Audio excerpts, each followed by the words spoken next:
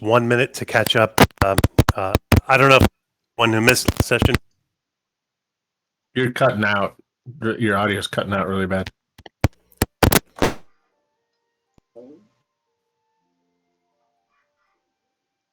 And it got really weak there for a second.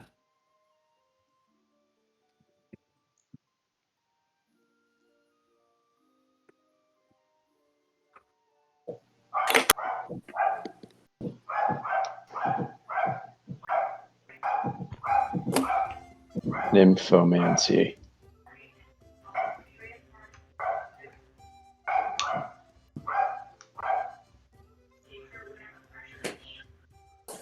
Oh, we lost Rich. It just sounded like it was maybe a bad connection, Richie. Yeah, I can't hear him anymore at all.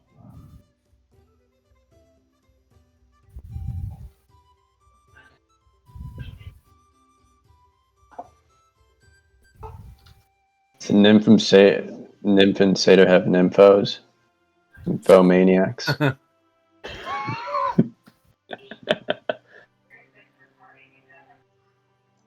I believe every satyr is a nympho. They have an erotic variety? Are you back? Beverages, wine, and liquors? There we go. Oh, yeah, I can hear you better now. Hey guys, I'm sorry I dropped. I just reconnected. What I was trying to say was, would it be worthwhile taking just 60 seconds to do a quick recap of what happened last session? I'm not sure if I'm the only one who missed last session or not. Oh, sure. Oh, yeah, let's see. Who was there for the whole thing? Yeah. Do you want to pull up the map real quick? Oh, sure. We still have that? Yeah. Let's see here. So, let's see. We were in. Well, were you there? Go back to where the Duragar were, because I think when we left, were we fighting Gale at all? No, he hasn't been around for 2 sessions, right? So 2 sessions. Okay. Yeah, the Grell came in 2 sessions ago. 2 sessions. 2 sessions. So, Yeah, 2 sessions ago. Last thing I remembered were we found a bunch of dwarves in the cave. Yeah, Dwargar. so there. Oh, so you don't remember fighting these, huh, Falk? No, he wasn't. He didn't. He didn't fight in this room. Well, he was fighting, but I was running his character. Oh, that's right. Okay. Oh, yeah, that's right. So we met these Duragar, and they were all, or a bunch of them seemed pretty interested in Clandagan. Mhm. And then we're going to do a little friendly battle competition wrestling match. And just as that got started, a swarm of these jellyfish things came in and started grabbing whatever they could get. So we fought them off, and the leader of the Duragar got picked up and carried away by one of them. So right at the end, that guy, Ronell. Mhm. So right at the end of the battle, our Gale saw him get taken into this hole here. Mm-hmm. So he hopped on one of those spider thingies, and Orth followed him up through there to try and chase down this Grell. And the rest of the team flew up there on the back of a giant bell tower.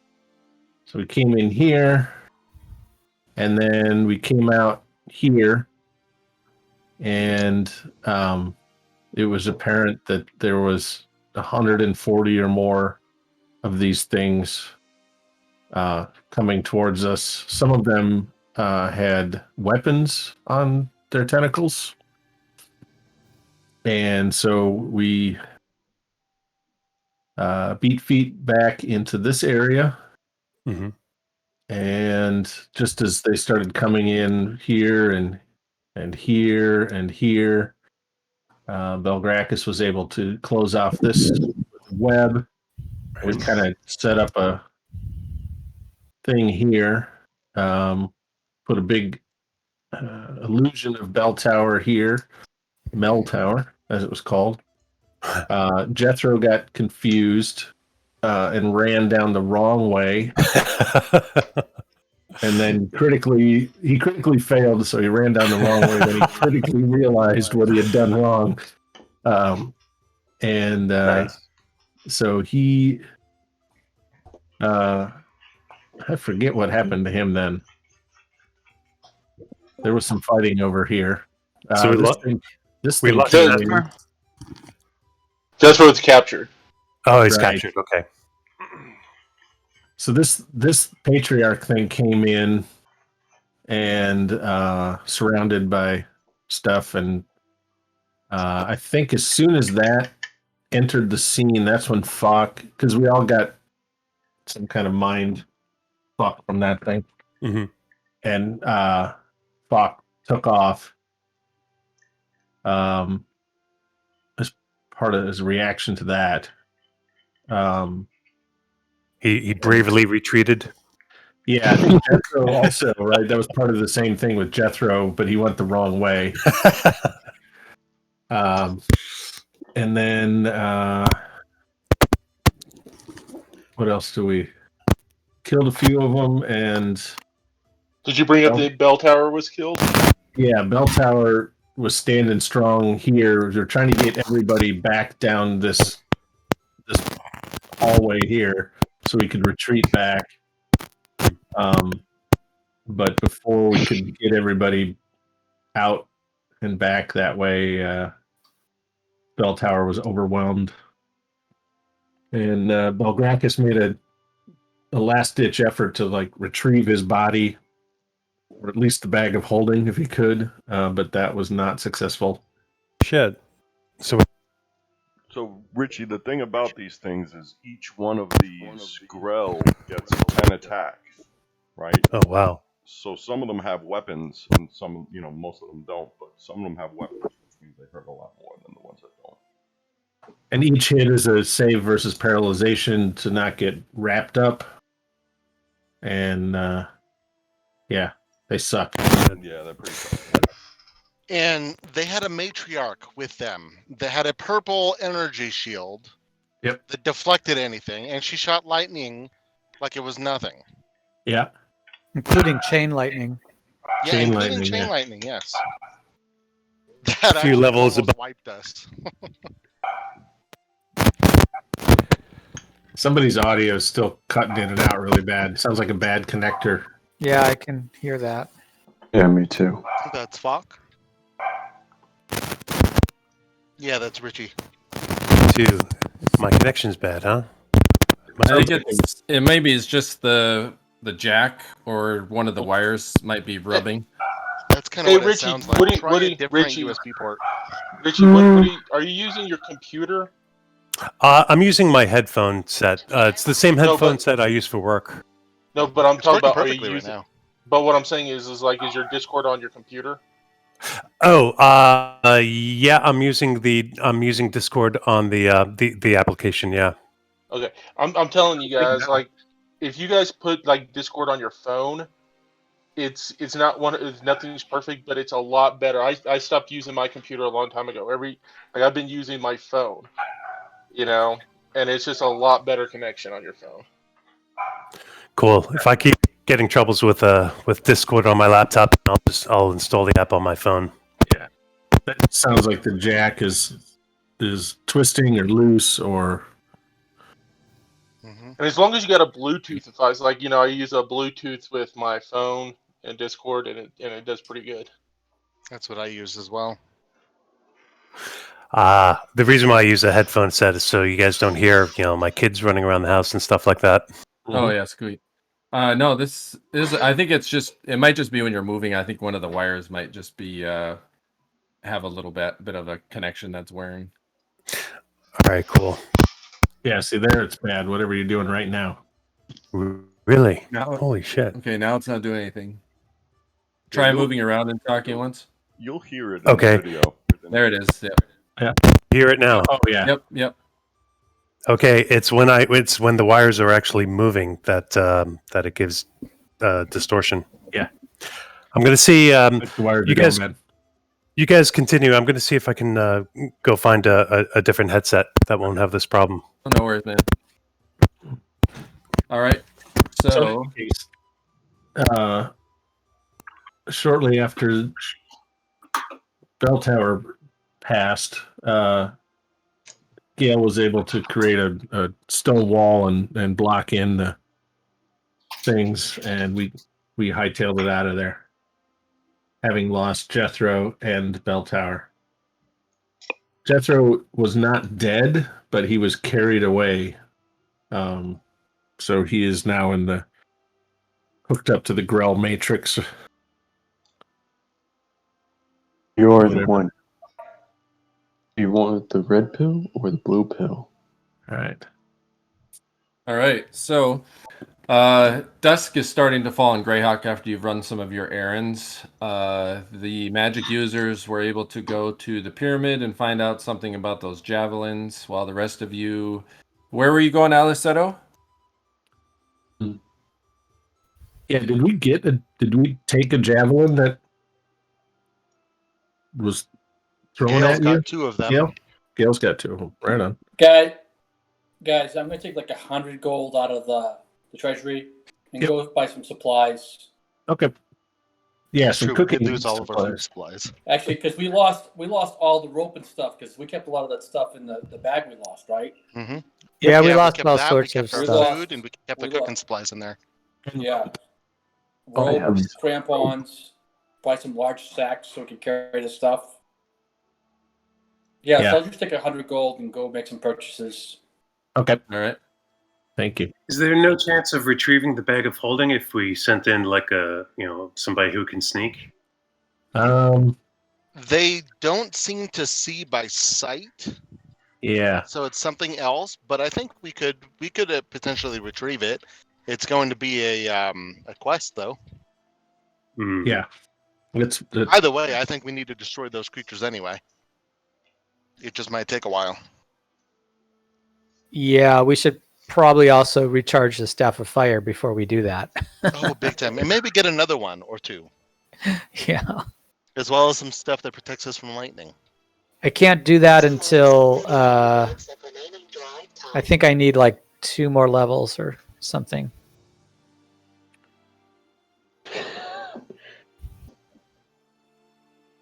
Yeah, are there any protection from lightning spells or enchantments that we could look into? Mm-hmm. All right. So you guys get your supplies, and for the evening, where are you guys headed? Well, let's go to that. What's it called? The Nymph and Satyr. Okay. Filled with nymphomaniacs. Silli, you have an inn named after your race in this city. Can't wait to go.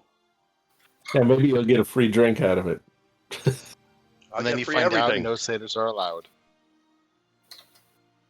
No satyrs allowed. Yeah. Funny. No nymphs or satyrs allowed. Bullshit.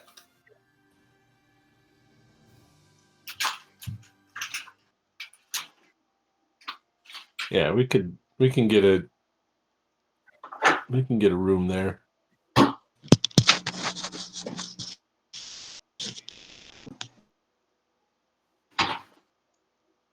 Successful young adventurers can all be found there. All right. Yeah, and Belgrakas tells you guys that after doing some research at the library, it looks like these creatures are called Grell, and they are often associated with another kind of creature found in the dark called an aboleth, which is a malevolent force deep in the depths of the earth, usually in water. Well, there was plenty of water in there. There was a lot of water. It had Yeah. like a lake, and I sensed that that's where the Grey Dwarf leader, that's where he was down in the water. or at least his belongings were. Yeah, I suspect that there may be an aboleth involved. I don't know. Do I learn anything about the relationship between the Grell and the aboleth? Like, are they allies, or is one subservient to the other? It was kind of in a almost like a flora and fauna type thing, where it was just legends of remnants, but the way that it's kind of portrayed is that Grell seemed to be baseline scavengers for the aboleth. So Okay. they scour looking for things to give to the aboleth, but what the aboleth does, you assume based on just the way the text is presented that the aboleth might just be a hungrier version of a Grell, or a bigger, or like maybe the matriarch Grell, because it Okay. doesn't really go into too much detail about what an aboleth is. It's just, it seems that these drone Grell or whatever service it to bring it things. Okay. All right. The party is approaching the inn of the Nymph and Satyr, and as you do so, there's some cheery music coming forth from the tavern itself, and the tavern is built kind of haphazardly with different levels and adjustments sticking out from it, and you can see that there is a mixed crowd inside, mostly elves, and there's a couple of serving wenches that are a little bit more high class than the tavern that you used to go to when Bell Tower was around, when Bell Tower and Haragai were around. Yes. So walking into it, the innkeeper notices Silli and yells out to the crowd, "Ah, settle down. It seems as if one of the Faekin have decided to grace us with their presence. Welcome." Silly's just got a huge smile on his face and just wide-eyed looking at the crowd around him. I lean over to him and I say, I think they probably want to hear you play your flute. He Skin rubs flute. his hands together greedily, and then he motions to a couple of his workers to set up a cover fee at the door. And they set up camp right as dusk is starting to appear. And you can see that he's excited to start charging a cover charge once the word gets out in Greyhawk that a real satyr has come to the Nymph and Satyr. Just making a cursory look around, the bell, or the innkeeper motions you over to a table up on a raised area behind a railing with a good view over all the rest of the goings on beneath, because he's basically putting you in the VIP area. Looking out amongst the crowd, you see some young, fashionable-looking elves that are probably from the High Quarter. Maybe some of the nobles that worked in the house that Alorian had been gifted a gift of chainmail from. Off by himself, up at the bar, you see a self-hating half-elf looking like he's just downing liquor, and he looks like an elf, but then on further inspection you can make out some of the human features, and so the stereotype goes that he's just another self-hating half-elf that's trying to drown his sorrows in the meanwhile, Drake, you see a what looks interesting group come in. You see a couple of gnomes come in, followed by a prancing satyr, a fairly dour-looking human, a dart-wielding half-orc that's got bandoliers of darts on him, and he looks like he's ready to just start like ninja chopping like the air. And then there's a fairly reserved wizard moving into the area, and you kind of witness all this through blurred vision. I would call Orth dour. Pleasant. He's a pretty pleasant dude. Well, he's probably dour now after losing 2 friends. Yeah, he's not. He's grieving.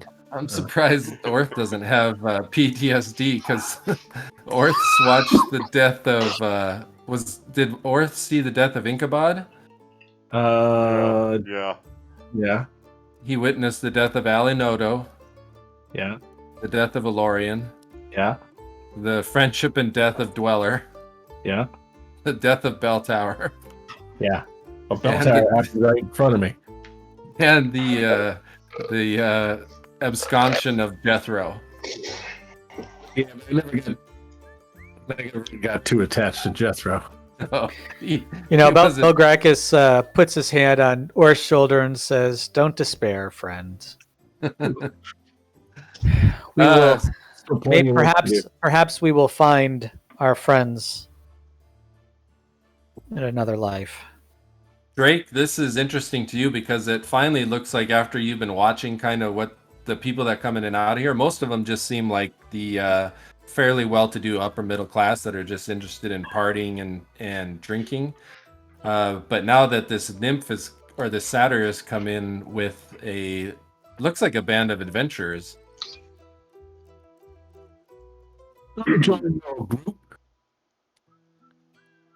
Hello there, you. What the fuck? A satyr and a nymph and satyr? Drake laughs drunkenly as he sees the satyr. Yes. You're welcome. I'll be right back. Meanwhile, a very attractive serving girl comes up to the table, and you get an uncanny sense of deja vu. Orth, Belgrakas, Gale, and Alleseto. Belari? It's Belari? Well, in that case, I'm going to try calling over. Belari comes up to you. What can I get for you? And then she looks down. She sees who it is. Her mouth drops open. And she quickly looks around. She says, "Where's Jethro?" He died in glorious battle. No, he didn't. There were many of them. He faced them head on, and he didn't make it. I would know if Jethro died. Tell me what Lord happened. Jethro.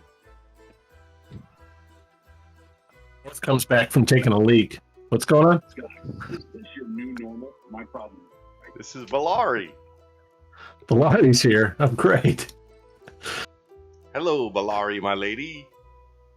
Orth rolls She his doesn't eye. believe that Jethro's dead. I would feel it. Now tell me what happened. What have you done with my poor Jethro? Shh. It's okay. Oh, I didn't do anything to him. Silli's here. Yeah, Belari, you see these guys. It looks like they already picked up a satyr, and they just kind of go on about their business as if Jethro's never there. I should have pointed to the satyr and say, "This is Jethro. He just changed." And meanwhile, again." the half elf, and the satyr are like becoming fast friends with the half elf's arm around the satyr's neck, and the satyr getting ready to play his Skin flute. or his yeah.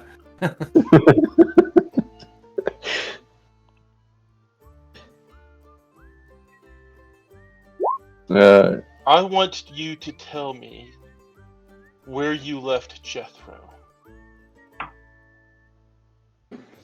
He was eaten by this creature called Grell, way down in the tunnels underneath the tower, even farther down than where we found you. There was hundreds of them. Poor Jethro. He fought valiantly. Would Orth would they really lie to Belari like that? I'm not lying though. He's not dead. He was captured. Orth I don't know and that Gale he's wouldn't. still alive. Orth wouldn't give a shit what she thought or cared about. Yeah. Oh yeah, that Orth and her didn't get along too good. I think Gale got along with her fine. Sort of. She was kind of odd and not really my type, but Oh, that's true, because you're a dwarf. I mean, Totally. yeah, She's she's totally a into little too Belgrakas, though. non-dwarf.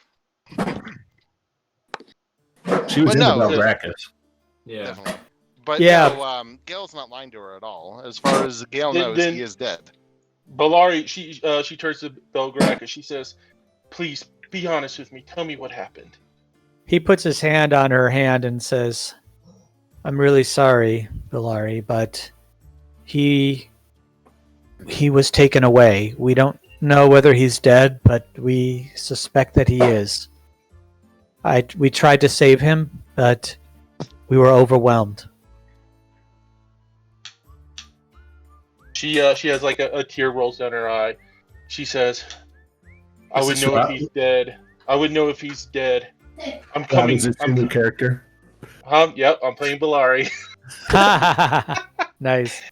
I say, Belari, she's like, "I don't believe any of this. And even if he is dead, there's magics in this world that can bring him back. I'm coming back with you, and I'm going to save Jethro one way or the other." Belgrakas nods his head and says, "You'd be welcome in our company, of course, and this is a noble cause." Thank you. You still have that. You still have that bow I gave you, right? Oh, I traded that in. Yeah, you might want to go get a new one then. Oh, I have a. What is Fock and the rest of you guys doing in here? Fock is listening to this conversation and suggesting that Jethro's savior also find a bag of holding next to Jethro's limp body, if possible. Okay. She have access to such things. What? When are you returning? As soon as we heal up and reprovision, we lost a lot in that last battle. Bell Tower fell as well. He Well, sorry died, to hear that. unfortunately. She said, And- Did you magic people sorry to hear scry that. him? And he also had our bag of holding on top of it. So it was a double loss. A loss of life, friendship, and many of our belongings.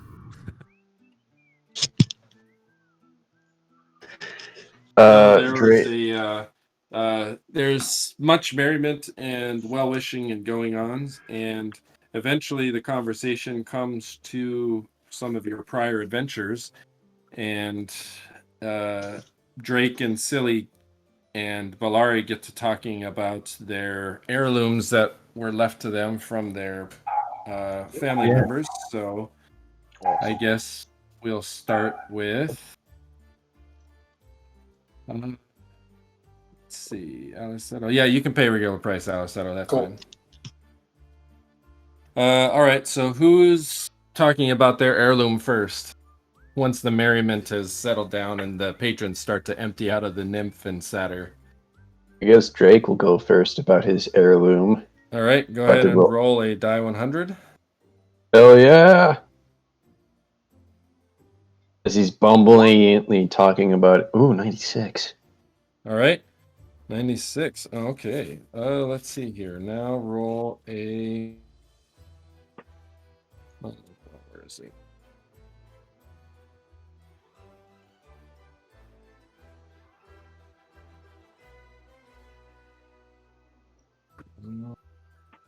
Hold on a second. All right, roll a die 1000. Die 1000. Yep. Where did I go for that?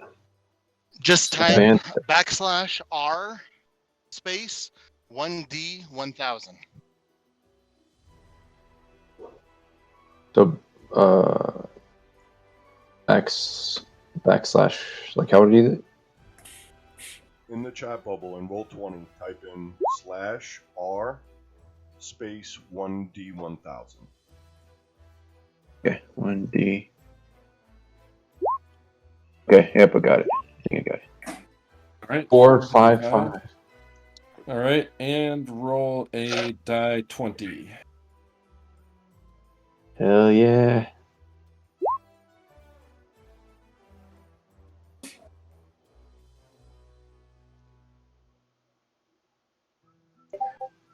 All right. So you have kept in a specially made bag at your side is a net +1. So just a magical fucking net. Yep. Nets are awesome. So Falk, Yeah. we're sitting at the table, and Belgrakas A net. brings out an ornate wooden box, Mm-hmm. and he places it on the table in front of you. And he says, "I've seen your skill with darts, and you will be able to make much more use out of this than I, even though these darts belonged to my grandfather. I want, as a sign of friendship, I want to give them to you." Oh, that's very kind of you. Thank you very much. Are they magical darts? They are. There's 11 of them. Oh my goodness, thank you. Mhm. Well, we'll put them to good use in our adventures together. Very good. So they're +1 darts. Gotcha. Thank you. Mm-hmm. All right. Who is next? I'll go next. All right. Roll a die 100.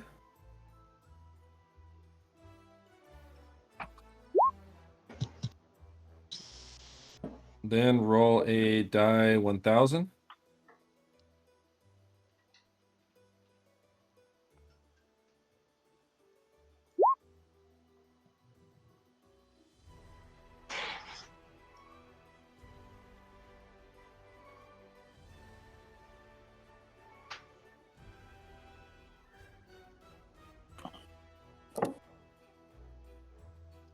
All right, I'll have to copy this over to you. Roll a 1d3.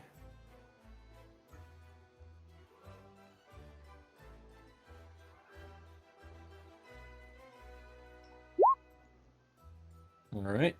Okay, I'll copy this over to you here. Okay. Just 1 second here. Let's see.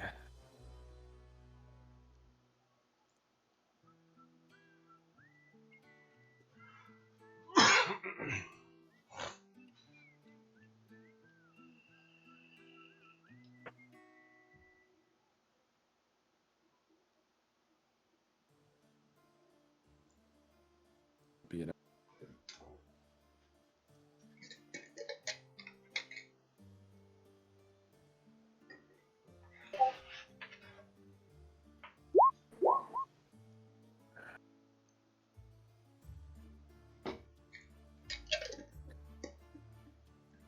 And maybe you can make some money throwing darts in this bar.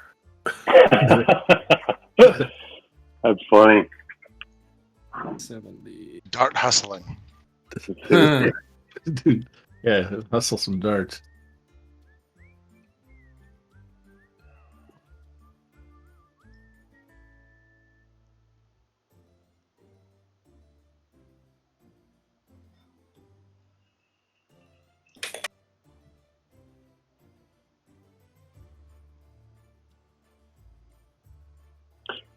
Hey guys, when you were throwing darts for Fak last time when I wasn't here, did you know that he gets to throw 5 of them per round?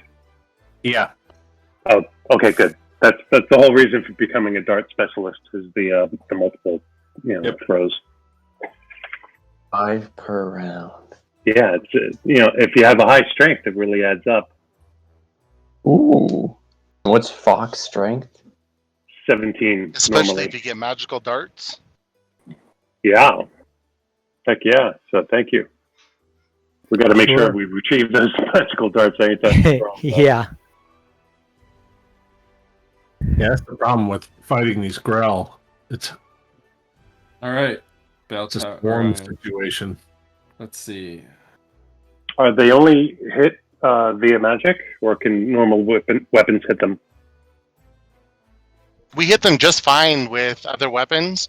All The right, only it's one in that your we it's actually in your had stuff, Silly. Okay. The only see one it we there actually under, had trouble with was the If you look matriarch. under players stuff, Uh huh. Okay. you'll see the potion.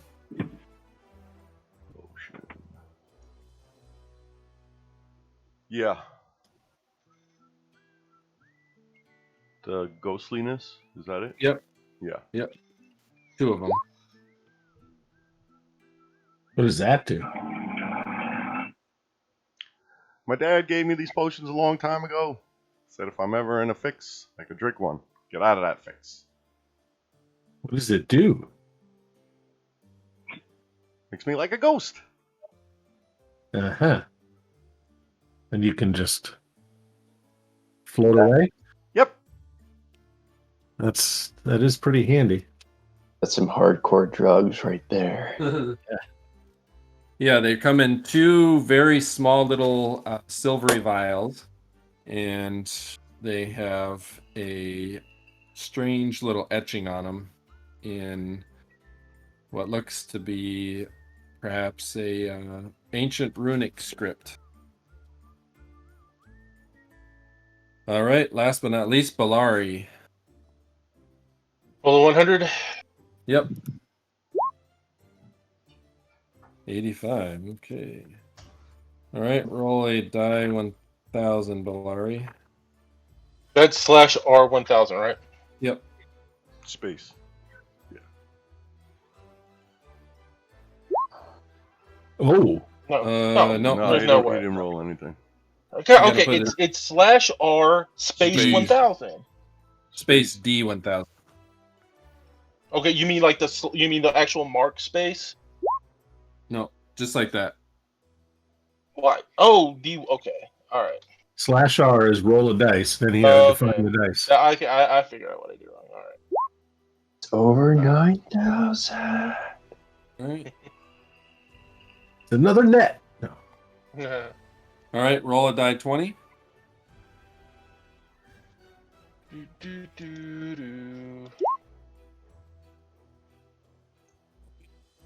You and Drake have the same luck. So you have a carved spear.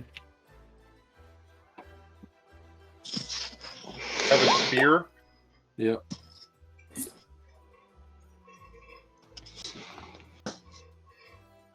I mean, what kind of spear? I put it in the thing.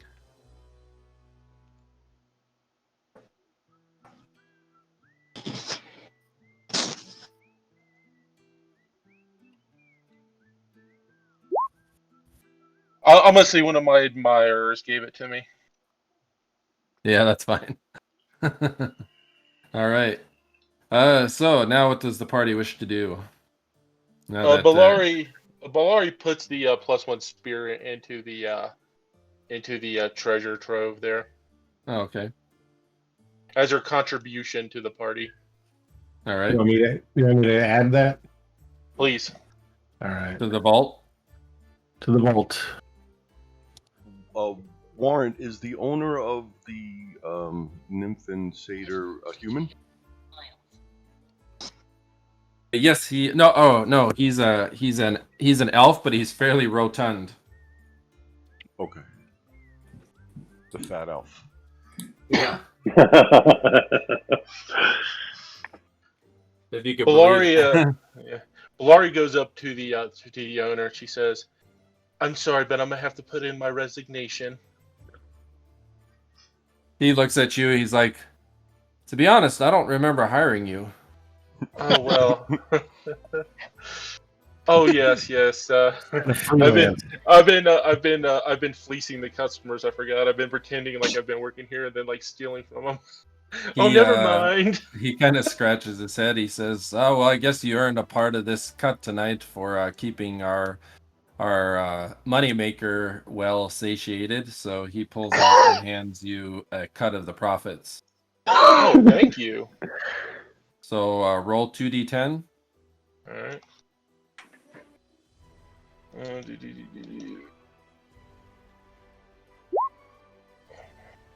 All right. He gives you 150 gold, and he gives Silli the same amount. Did you say how much? Did you say? 150 gold. Tell Silli, make sure he gets paid. I explained to him, see how they're taking money at the door? That money is to hear you play, so at the end, you got to make sure you get some of that money. I get money? Yeah. It's a hot cover dog. charge. You better talk to the club owner and get your cut. Don't fucking Hey, remember Warren, where could to you put- move could you move Belari up to the rest of the player character? You guys remember where to put coinage on the sheet? Oh no, she's there. Currency. That's right. Okay. La currency. Okay.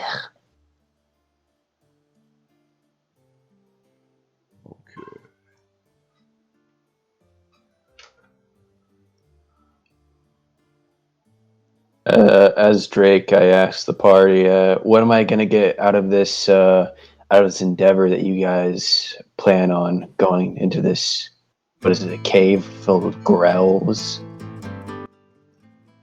Well, you get a cut of the treasure that we bring in. You get honor in the service of my great god.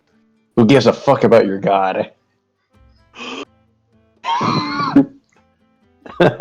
He's going to ignore that.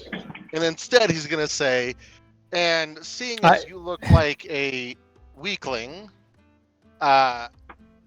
we could probably get you some better armor to boot. I'm just, And better armor Belgrakas sounds- puts his hand on the guy's shoulder and says, "Easy, friend. He's a man of his god, and he takes it seriously. Don't offend." I was just busting his balls. Yes, well, they Still take like those that. things. They take those things seriously. Don't Don't worry, you realize, Belgrakas, when you're talking to him, that his human features consist of the least desirable of the human features, and so you have a sense that he's somewhat of a self-hating specimen.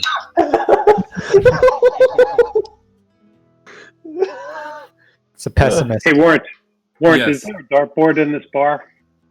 There isn't, but the innkeeper, because you guys are brought in so much, that he allows you to basically draw one up on the wall. Sweet. I'll draw one on the wall, and I say, any takers for a game of darts? 5 gold a game.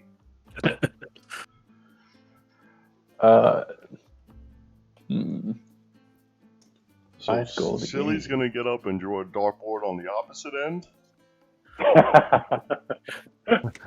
Hey, you've got free reign in this tavern.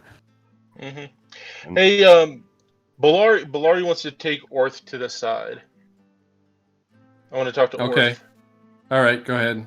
I say, Orth, I know we got off on the wrong foot, and I was under a lot of stress when we met in the ruins. After all, I just been a prisoner for several years, used and abused by monstrous creatures. But having given it some thought, why I've been out in the out and about in the city, I don't want our sour beginnings to proceed any further. I think I can put that behind me. Thank you. But I'm very, very serious about rescuing Jethro. And I can't have anything get in the way of that mission. But you understand my position is about protecting this city and the people, these lands. And Jethro's a part of that. True. But the greater mission is to, my greater mission is to, Well, considering these evil creatures. Well, considering that he's being held by such evil creatures, then our purposes are not at cross purposes. Exactly.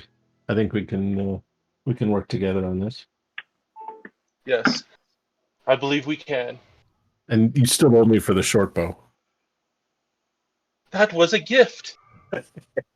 I laugh and Besides, I put in that put in that mystical spear that a misguided admirer thrust upon me. Yeah, when we get back down there, you have to be careful and not get yourself killed. And so that's why I gave you that short bow, because you do can't not just worry. you can't just go running in.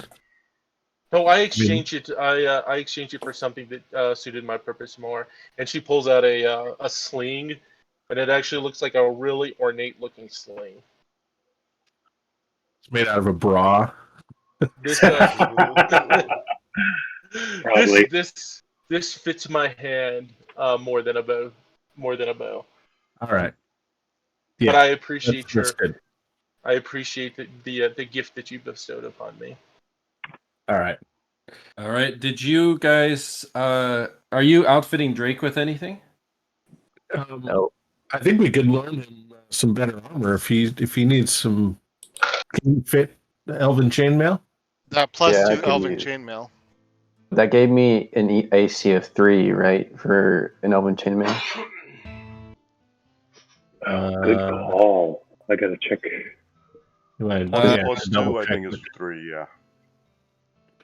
Because with the This isn't shield like- would be +1, and that's a 4 for chainmail, right? Gotta see what my pockets were. Chainmail is 4 plus shield. Oh, chainmail plus shield. So chain is 5. Yeah. So it's 3. So base 3. So give me an AC of 3. All right, I'll take the chainmail then. Does anyone want leather armor? No, thank you. You can sell it and put the money in the thing. I'm going to mark that it's the elven chainmail's on loan. I'm going to tell you guys, I'm going to ask out of character because Silli wouldn't ask, but maybe a couple +1 daggers for Silli. Yeah. We also have a +2 bone dagger. Yeah, I'll wield that. And Speaking of that, Gale walks up to Orth, takes off his helmet, and says, "You probably want this back." Yeah, let me rinse it out first. But yes, thank you. so, all we gotta do is get me a +1 dagger then, right? Does anyone have like a extra magical weapon? Because I only have the magic at most. I only have like a regular. What weapons dagger. can you use? I can use a battle axe, a dagger, a longbow, and a greatsword. Oh, well, Huh. I think we should go get you an axe. You better learn how to use net.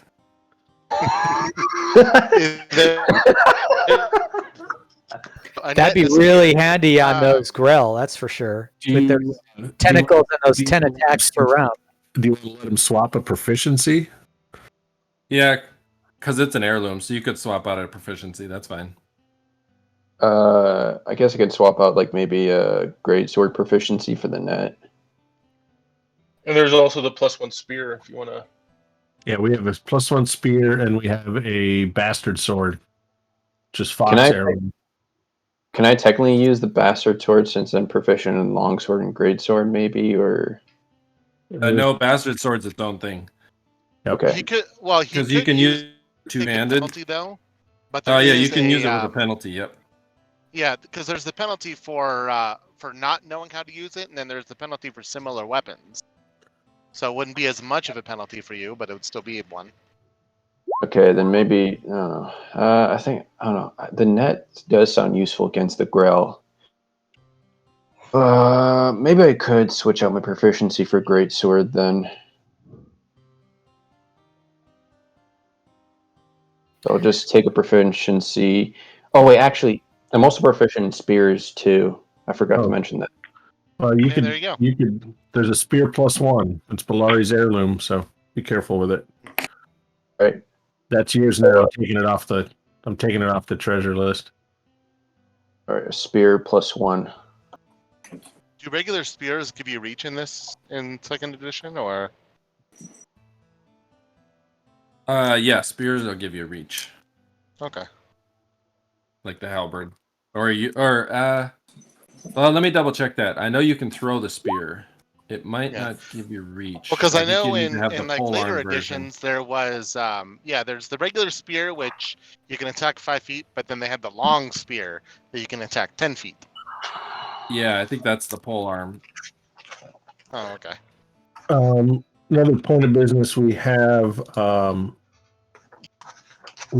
2 sets of +2 scale mail that is probably done.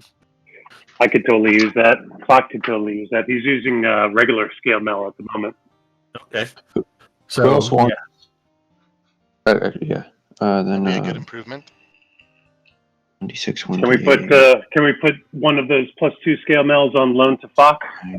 You can just take one. All right. Thank you. I think how much is your scale mail worth? Sell that and give me a dollar amount or gold amount.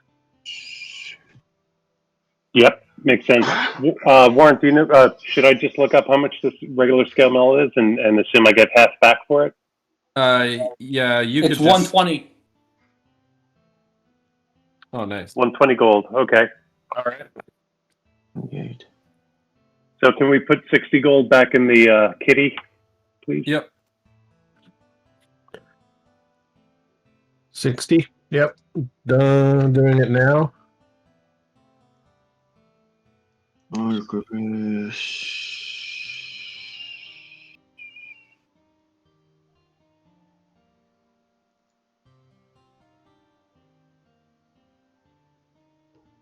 Logan, bow, club, crossbow. All right. So now we have to decide what our intentions are. Where can I find a net in the player's handbook? Is it technically in the weapons section? Yes, it's in weapons. Okay. We have it right on here. There's a weapons table here. Okay, thank you. If you look down in the tables, there's you'll see them. Glaive, halberd, lance, military parts. I think we should go and talk to some of the other wizards of this city and see about finding a good countermeasure against those creatures. Yep. And then go back and find something else out about them. Belgrakas says chopped liver. He says I'm looking into buying some scrolls of protection from electricity, which will help.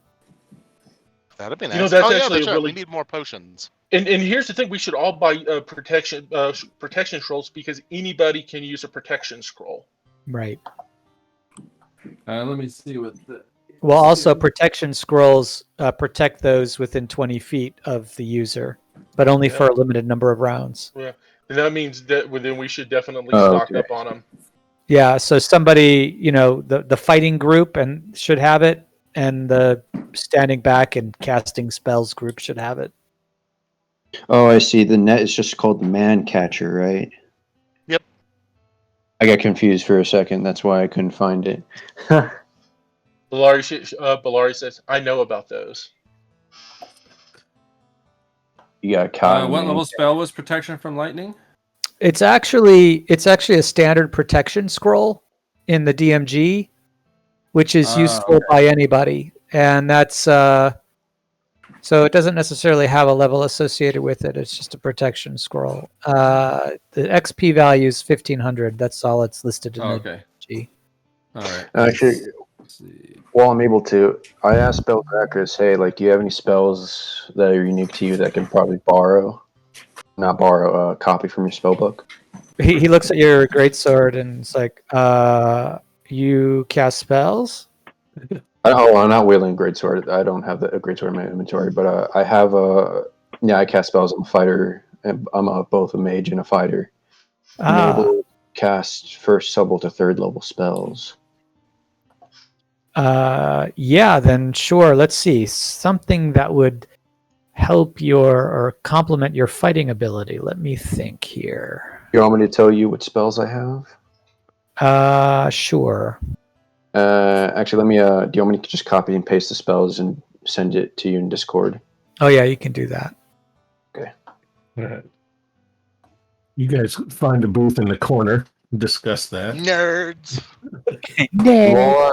While I do that, is it possible that I can prepare my spells just in case right now? Yeah, you'd have your spells memorized.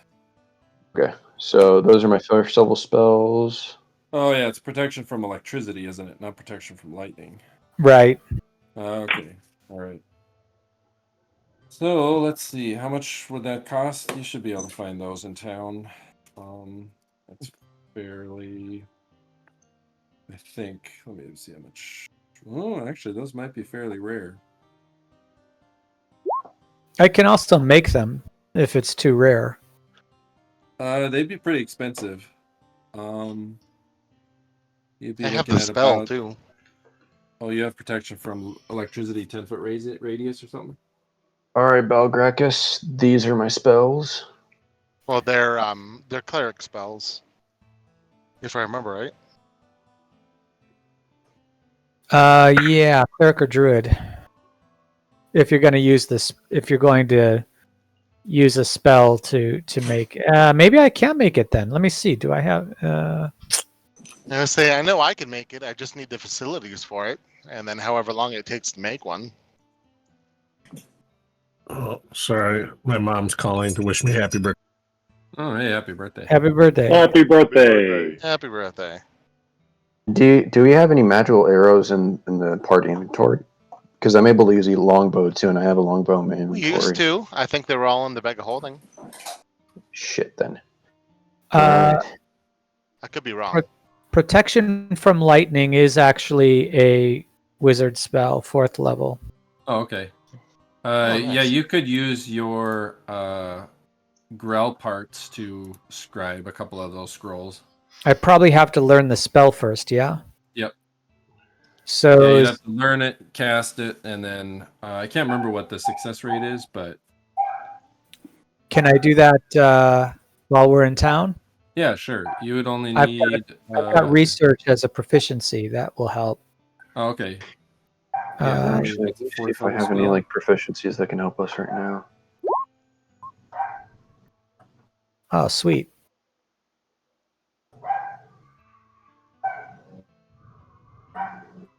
So that like halves the time and cost, I believe. Yeah. So it should only cost you 200 gold pieces in supplies per scroll. I have a herbalism proficiency. Do you think I can technically craft any potions with that proficiency or anything like that? You'd need to not with herbalism. Herbalism will help. Like if the party's injured, usually you can help them, or if you need to identify some sort of strange thing beneath, whether it's poisonous or not. Okay. But successful herbalism, when the party's resting, you can help them by using little poultices and stuff to recover more hit points. All right, that sounds good.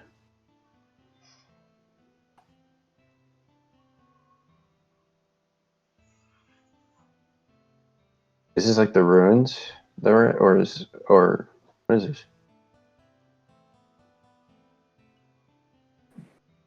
Okay. Okay, I'm researching this spell, right? Yep.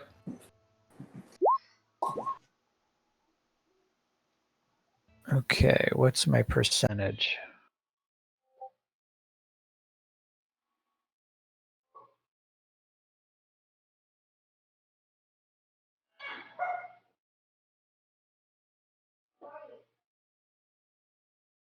Okay, I have a 60% chance. I rolled a 77, but let me see what my proficiencies do. Research gives me plus 5%. So that would make it 65, and then I've got thaumaturgy.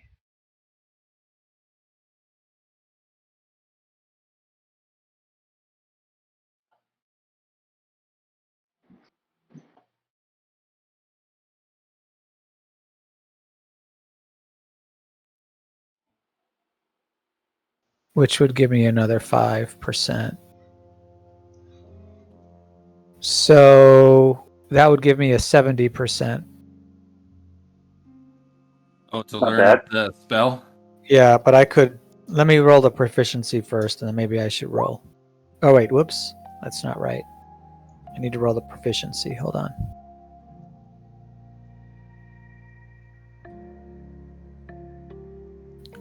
Thaumaturgy.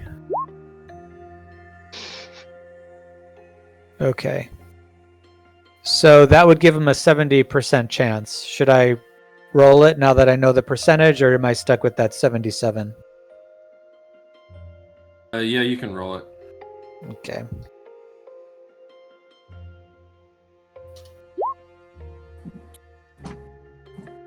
All right. So we have protection from lightning. And then how much does it cost? 200. 200 per scroll? Yep. Okay. So how many should I make, guys? As many One as you for each can. member of the party, maybe? What's that? One per party member? Yeah, probably. That'd be quite a few. So, well, let's look at how much that is, and then you guys can tell me whether you're okay with that. 1, 2, 3, 4, 5, 6, 7, 8. So that's 1,600 gold. Cheaper than Raised Dead. Okay. That is All true. right. Okay, so we each have a scroll of protection from lightning. Okay. I'll add it to my inventory. Yay! Yeah, each. Hey, Warren, how much would a +1 dagger be? +1 dagger, 500 gold. You guys alright with that? Yep. I'm fine with that.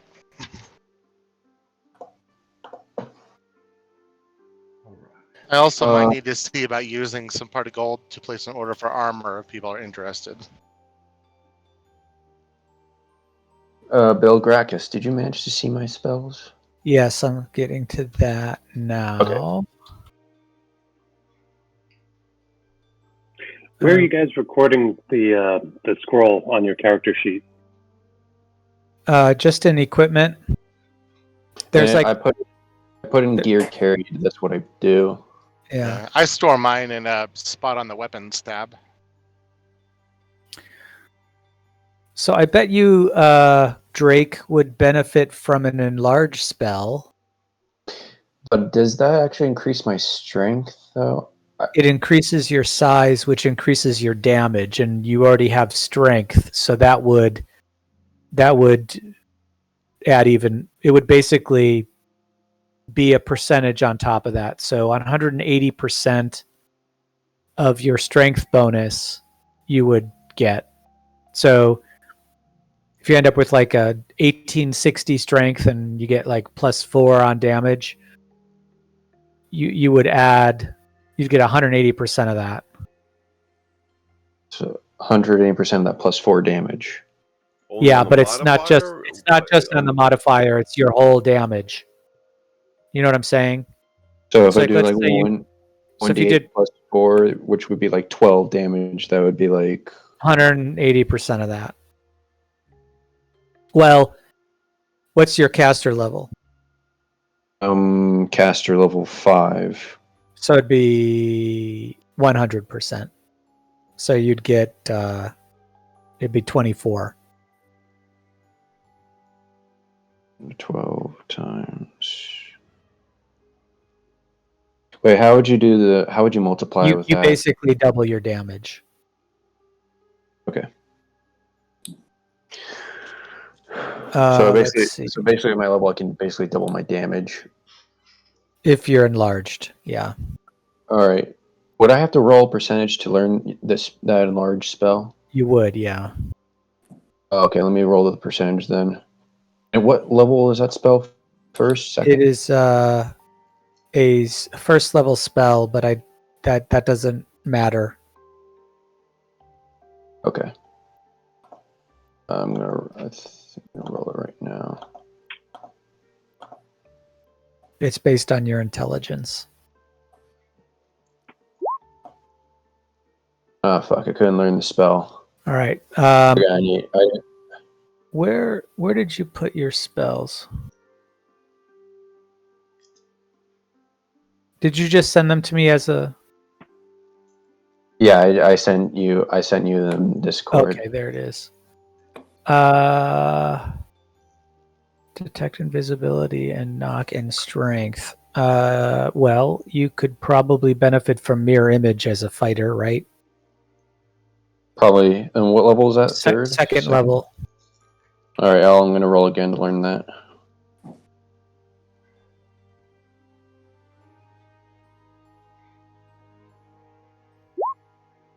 I didn't learn it either.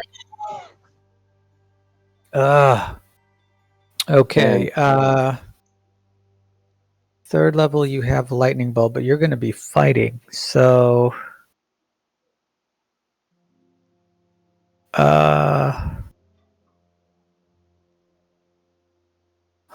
Oh, fly. Ooh, fly. Oh yeah. Yeah. Maybe I can. Okay, let me roll to learn that. That's third level. Hey, There I you should go. learn a fucking spell. All right. All right, let me put in my spells. Third level. If there's time to learn more, water breathing might be a good one too, in case we get Dragged into the ocean. Yeah, especially if we're going to be going after these Grell and the Aboleth, that might be a good one. Are you It's sure also a third level. do we still have time to learn the spell or no? That's up to the party. How long does it take to learn a spell? Good question. 92. It is in the DMG. Let me see if I can find it. I mean, if we're wanting to rush to rescue them, if they are still alive, Gale does mention, can't you magic types like scry and find people that way? I would have to learn a new spell called Magic Mirror. Okay. Go Maybe to that the might be Great something to look into to see if we can even find them if they are alive. Warrant, I'll go to the Great Library and see if I can find a Magic Mirror spell. It's a 4th level spell. Oh, okay. Let's see. Great Library. Oh, what is the cost for that? I can roll a research. Do you want me to roll research too? Yeah.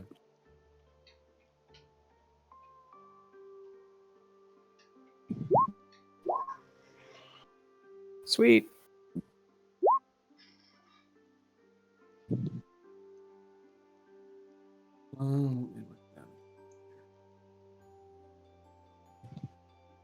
Yeah, Alleseto, it's a scroll of protection from electricity. Everybody's got one. So it'll last for, when you cast it, anybody can cast it. It'll last for 3d4 rounds and cover anybody in a 20-foot globe around the caster. That's pretty good. It just occurred to me that water breathing, somebody brought up water breathing, and if these things are in the water, then we're gonna need to cover that area. Yeah, Belgrakas has it. 1d20. And we're okay. Whoops. And he's trying to teach the other spellcaster as well. How much are potions of water breathing? So it'd be 700 gold to do that research. Are we good with that, guys? For Magic Mirror? Fine with me. Okay. So let me roll Thaumaturgy as well. Sweet! Does that give me any particular extra bonus on learning it? Yeah, it'd be plus 10%. Sweet.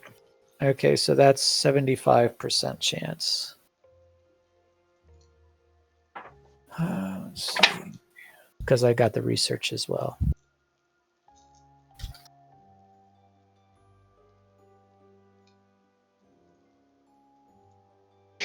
Do you have any summoning or necromancy spells, Belgrakas?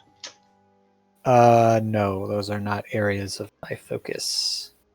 Okay, just curious.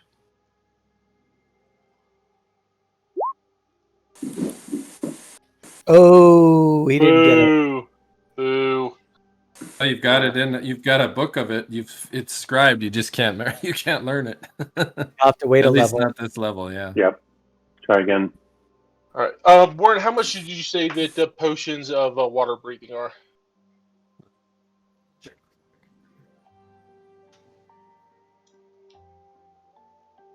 Water breathing is.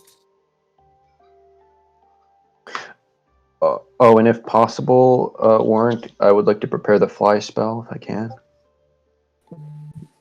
Okay. Yeah, that's fine. Did you roll to learn water breathing yet? For me? Yeah. Oh no, I thought we're. Oh, I'll learn. I I'll think learn we've now. got time since we're doing all the rest of this stuff. What level is water breathing? 3rd level. I've got it, so I'm teaching it to him. Okay. Do we have information about the scroll that we got? Water breathing or 400 gold piece. Wait, why would he? Why? Oh, the potions. Okay, got it. We should each buy two potions of water breathing.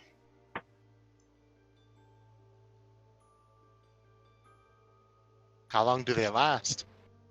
Yeah, how long do they last? And how much do they cost? 400. If they're 400 each. That's quite a bit. I'd rather do healing potions. Yeah, well, the thing about it is that would almost clean us out.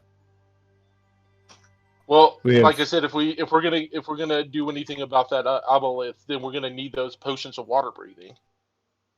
Well, we got to What if we? Are you willing to empty the bank on them right now? What if we lured them out of the water? So there's 2 doses in the water breathing potion. It allows you to breathe normally in water in liquids that contain suspended oxygen. It lasts for 1 full hour per dose of the potion quaffed. Ooh, okay. That's plus so an additional 2 hours per potion. So up plus to an 2 additional hours. 1 die 10 rounds. Okay. So then at least one each in case we have to go into the water. One's reasonable. 1 or 2. Yeah. I should probably get another extra healing potion since I used mine on. I forget who. Somebody. I did replace mine. What was the scroll that we got? Sorry. Scroll? Just Protection now? from lightning, right? Protection from lightning. Yeah. Can somebody take off money for the extra healing potion I just got? Yes. Belgrakas, And also do you know haste? I do not. Unless having the opposite of the spell gives you the actual spell as well. No, you'd have to learn slow. I have slow. Yeah, Okay. he's asking if I have haste. Okay. No, I don't. Silly. I would be a rocket on the battlefield with haste. I can try to learn it. Yeah, out of character if you want to pick it up. My movement speed would be ridiculous. Do you guys... okay, so I will try to find a haste spell. The only downfall could- is I think it ages the recipient a year. 1 year. Raiders live. 150 years, so I'd be cool with you doing it at least 30 or 40 times, you know? So I made my research roll if it exists. Yep, roll. You just have to research at the library. Roll 1d20.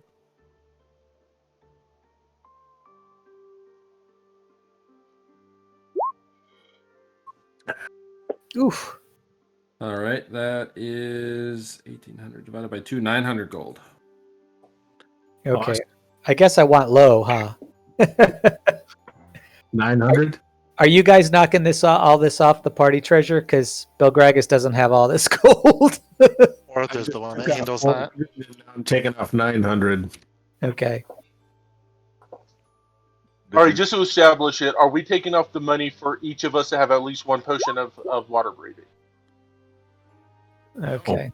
Not yet. Because there's like 6 or 7 of it. 1, 2, 3, 4, 5, So, 6, 7. seven times. So 7 times, that would be what, 2,100? 2,800. 7 times, are they 400 apiece? Yeah. Yeah. Isn't that like, yeah, so that would be 7, 14.1. Oh, you've got that the would be- spell. You that'd just be- can't cast at this level. Yeah, got that too. Ooh, ouch. Yeah, that's Just okay. taking a- We'll I do don't it. think If me and we live, Belgrakas if we live need through a- this, we'll be able to do it next time. Who else is talking?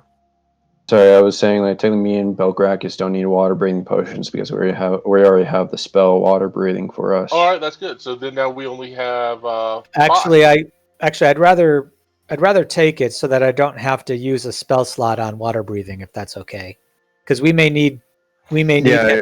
to use these spell slots for other stuff to help us.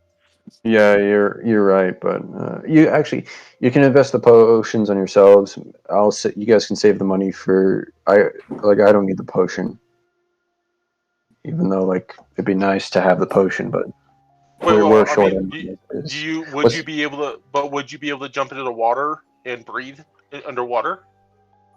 If I cast the water breathing spell myself. Oh yeah, okay. There we go. So we need what, 6 potions? Yeah, make sure Belgrakas will want one. Okay. So treasure, 'cause I'm writing it down. 2,400. Is that what we're doing? Yeah. 2,000. Did we re-up on potions too? Healing potions? Yes. I did. But I didn't write down for anybody else. Well, I already have a potion. Like I have 1 potion of healing. So I think I still have the 4 that I keep. Does anybody need to buy any? I don't have. how much money do we have left? How much money do we have left after everything? We have about 6,000 right now. I think we've got 2 spare potions in the bank now that someone can grab. 2 potions of greater healing are in the vault. Yeah. Okay, I'll take those. Do you have? Oh, Silli, taking both of those. I'll take one and I'll give one up to Drake. A potion of water breathing. Belari buys 1. Okay. All right. I'll take the potion of healing then. How much does it do for healing?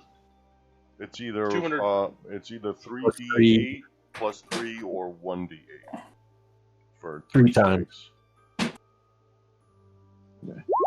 All right. So let me see here. All right, I'm gonna go equipment, and you said how much was it? 200 gold pieces for a healing potion. Potion of healing. Belari's gonna buy 1 as well. So They're Mark, 400 gold apiece. Yeah, they were 200 if Gale started making them. We just the components cost more, and then it wasn't. The chances of failure made it more worthwhile to just buy them. So Well, guys, it's not just that we don't have the facilities to make it. guys, problem. What's that? What? Belgrakas comes back like hair all muscled and mussed up, and like he's like he hasn't slept in 3 days, and comes and meets you guys at wherever we're staying, and he goes, I don't think we can go out. I think we have to be careful about this. Yeah. Well, my research is indicating that these aboleth things, like no magic or prayers can protect against them. They can dominate your mind.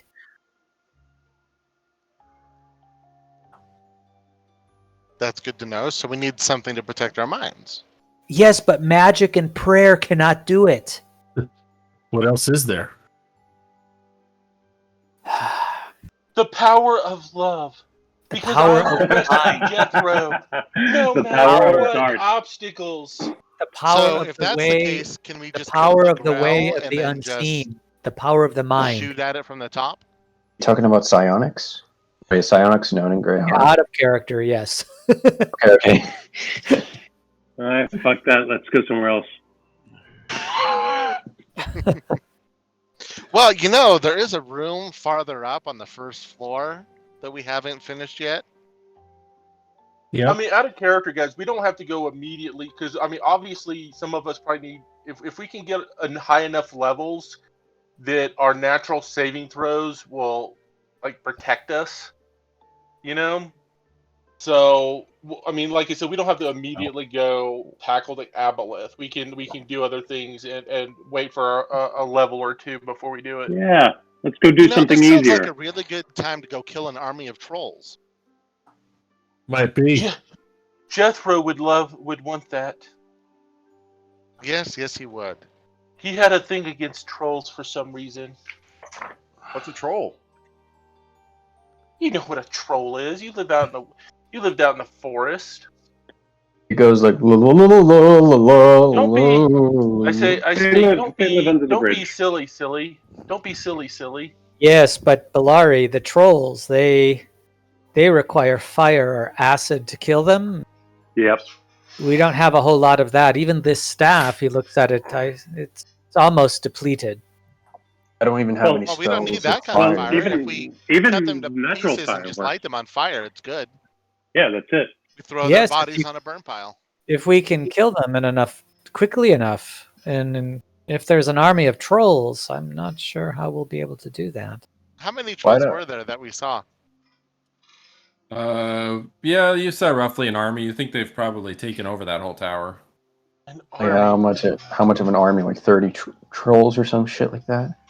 I say we go into the Tower of Magic and see what we can find there. We may even find the means to bring back some of our dead companions. If Zagig is as powerful as it seems. Yeah, I'm open to that. I mean, it feels like we're in this situation where if we go down to the Grell, it's pretty much guaranteed to die. The war wagon seems like pretty guaranteed death. Well, before we do that, though, I do want to go back and I at least want to see if any of the followers of my god have survived, Right. and bring them to a better place of safety. So yeah, we should go talk to the Durgar, and it doesn't mean we have to go after the Grell colony. There may also be further layers or further levels down or way down if we talk to the Durgar. Yep. That we could bypass the Grell area. True. I say we do that. And hopefully I blocked off the Grell area completely. I don't want to die. Yeah, none of us really do. Neither do I. If we happen to face another army of Grell, actually, if we face one of the raiding parties, we can kill the raiding party just fine. Yep. But can we? Scary. Oh, they're not that bad. It's the big ones you got to keep an eye out for. Do we have any thieves in our party? She steals things. Belari, any good sneaking? I steal hearts. I steal hearts. I'm sneaky. Can Everyone we just like gathers in the courtyard outside of the inn of the Nymph and Satyr, and I guess you guys decide what you want to do.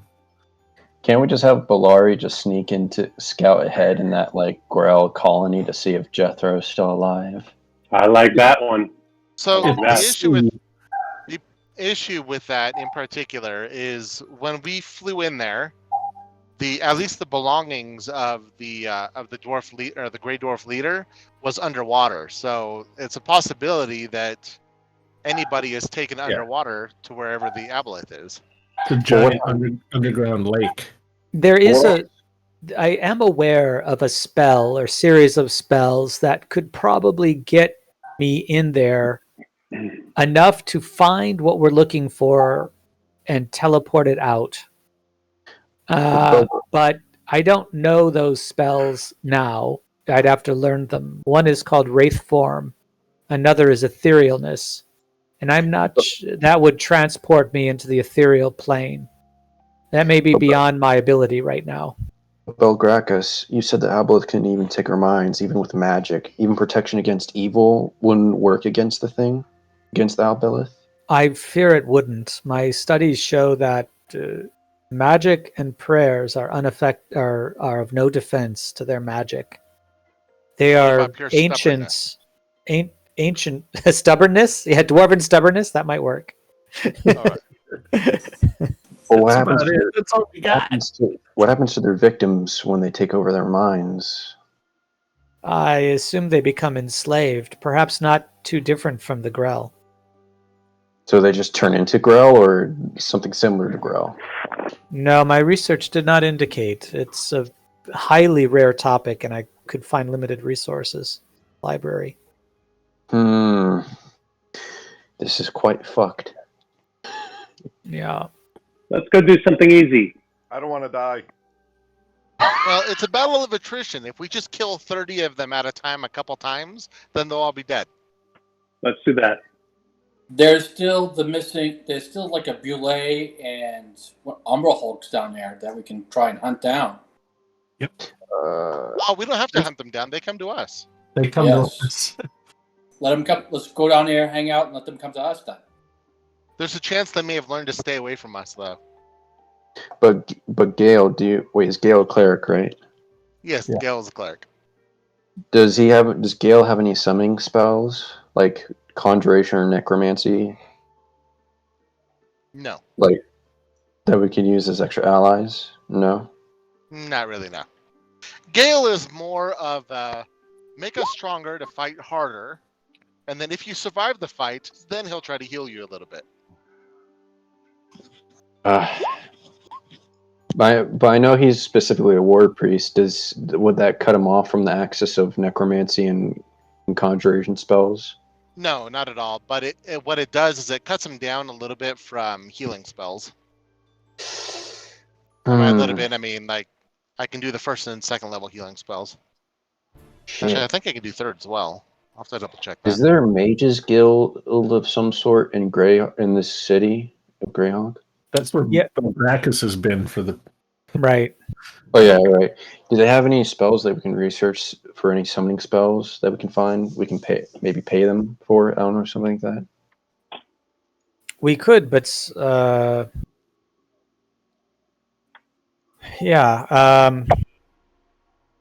summoned creatures, how long do they stay in this world? I'm not experienced in such magic. I'm only I would like to get into such magic, but I have no experience in that magic. I'm only experienced in protection spells and some offensive spells. My only offensive spells are magic missile and lightning bolt. Well, lightning bolt's useless against the Grell. Against the Grell, I say we go back and investigate the rest of the Drogar down there and see what. Because dude that we didn't. I mainly rely on like defensive spells to bolster myself, and my offensive capabilities are mostly on my weapons and bow. Yes, that makes sense. Okay. We'll order some food to bring back while we go to check on the Dwargar. In case anybody's alive, they might want some good food. Alrighty then. I guess we go to these Dwargar then. Mm-hmm. And if that gets us nowhere, then we can try the Tower of Magic, perhaps. And what does this Tower of Magic contain? Magic. The creations of Zagig, the Mad Wizard. Very powerful wizard. Continue. I was going to say, the tower that we've been in is the tower, right? Tower of War. Yes, Tower of War. So one can kind of walk through the map levels of that as we return or as we retell the tales. But the top level, the map that you're looking at here, this is the war wagon, and there's some nasties in there like liches that they're not liches, they're more like wraiths. Okay. And because of the spell on them, my god has decided to grant me the information that we need to destroy all of the wraiths and disable the curse in order to defeat them. Otherwise, they'll come back each night. How many wraiths are there in this place? Well, there might be maybe one per chariot there, or who knows? Okay, clarify. Are we actually heading back right now? We're just retelling. Okay. We have we have these three. You guys locations. might be heading that way. Yeah, Gale I'm is. going. You guys Shooting discuss. heading I'll that way. take about 5 minutes, guys. So there's 3 locations. There's the cave that's filled with the grells. That's in the bottom of this tower. Okay. And this tower, this is the map of the tower. So that's the bottom of the tower. This is the top floor. This is this first floor of the Tower of War. It goes down, right, underground. Yep. And then all the above ground stuff basically rotted away and broke away. And then there's the magic tower that Belgrakas was talking about. Yep. Mm-hmm. And then what's the location? There's the Tower of Power, the Tower of War, and the Tower of Magic. The Tower of Power is guarded fusion with the horn section. Sorry, it's a band. But anyway, Tower of Power. Yeah, that's where the that trolls are, right? That is the trolls. Yes. Troll army. Oh, Belari, guys. Belari comes back. She's no longer wearing like a pretty dress, and her hair is no longer made up. She's now wearing the garments of a successful thief from the streets of Greyhawk. At her side is a scimitar. She has several daggers strapped to her, as well as a very ornate-looking sling dangling from her side. I'm going to move my coin purse to a more secure location. I'll do the same. But it also is the what is the tower called that contains the Grail and the Wraiths or something like that? The Tower of War. Tower of War. Okay, and there's 5 towers. You said, right? 3 towers. 3 towers. 3 towers. War, magic, and power. Yeah. Mm-hmm. Who made these towers? Zagig, the mad wizard. Like, oh yeah, so this person Zagig. Go ahead. Go ahead. I'd say so Zagig, the mad mage or whatever, he made these towers, but then somewhere along the lines, 2 evil gods started fighting over the area, and it looks like they're the ones that put the curses. One of them is Nerul, and the other one is who? Vecna? Vaprak. Vaprak. Who? Yeah. Either way, they're a couple weaklings. I've been destroying their altars all over the place, but they're like rats. They just infest the area. So both of those gods in the lore somewhere have sex with the Giant King's wife, and that's where some of the Giant kin come from, like ogres and shit like that, are Giant kin in later editions. So that's why I'm supposed to kill them on sight. Now it makes sense. But yes, so the party's cleared out all of the regular, like seemingly regular levels of this thing, and we're now down into the kind of underdark border, right, where we've met Duragar now and these Grell. Before that, it was Agrilians and Orlogs and occasional Grell, or I mean, occasional Drow, Etten, Troglodytes, Grey Dwarves. But what did you find any good loot inside any of these towers at all? Oh, we found plenty of good loot. We've just spent most of it. But what about and you guys? Potions. Like this you guys chariot right here is worth like maybe 250,000 gold pieces, right? Each one of these is like 150,000. And you guys been to the Tower of Magic yet, right? No, we've only been to the Tower of War. Do you think we should go to the Tower of Magic to see if they have any spells, so me and Belgrakas can be more powerful, so we can probably help? Belgrakas has been itching to go to the Tower of Magic since he heard about it. And I guess since I have tagged along, we can go to the Tower of Magic. 2 Gale is one fine. wizard. Did you guys figure out what you're doing here? Sort of. Gale's fine with that as long as we go check on the Grey Dwarves first. Okay, then I guess we can go to the Grey Dwarves and then go to the Tower of Magic, I guess, maybe. Yeah. Now, Warren, were you were kind of hinting that if we were going to do the Tower of Magic, that we should do that with a lower level party. I'm back. Yeah, there's some interesting things about that. Well, we'll just see how it plays out. Okay. All right, so you have never seen this tower, Silli and Drake. Belari, you kind of get shivers looking at it from the outside, coming back, knowing your memories down in the depths. So it's a little bit traumatizing for you. The I have tower goose looms. pimples. The tower looms up ahead, and you cross the causeway leading to the Tower of War, which was Zagig's war tower, and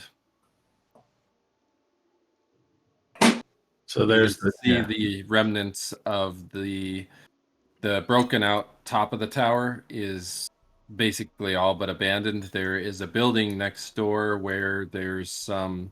It's been washed out by the rain now, but you can see where there was some ritualistic occurrences and some blood stains, and there's also a massive, almost like an ashen apparition of this strange creature that's standing at the entrance over an ever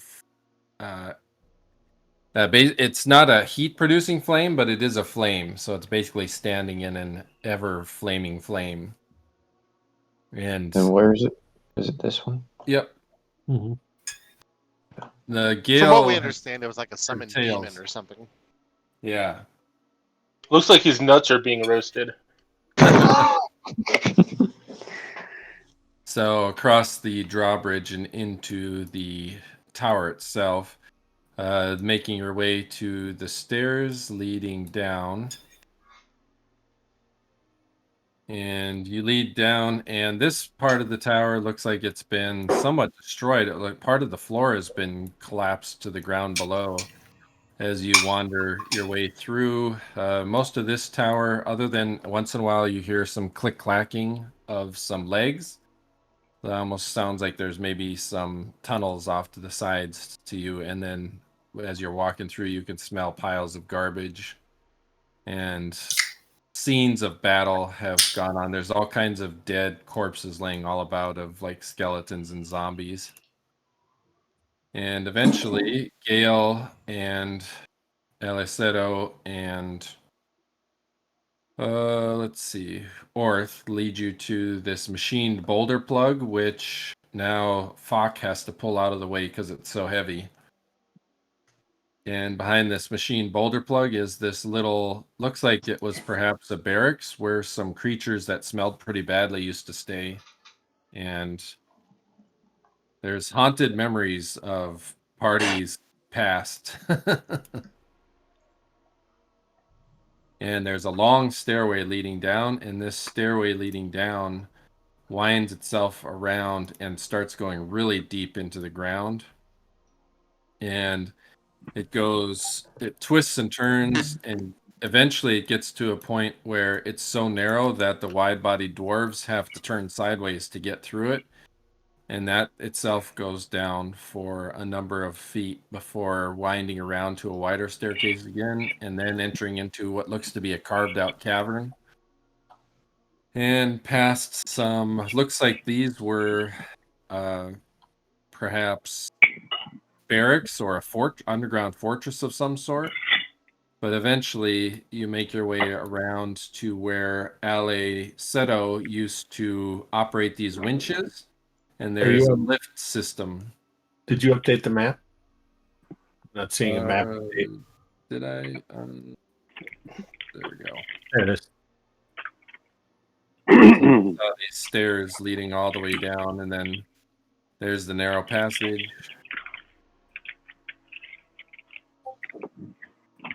Yeah, that was a fun floor.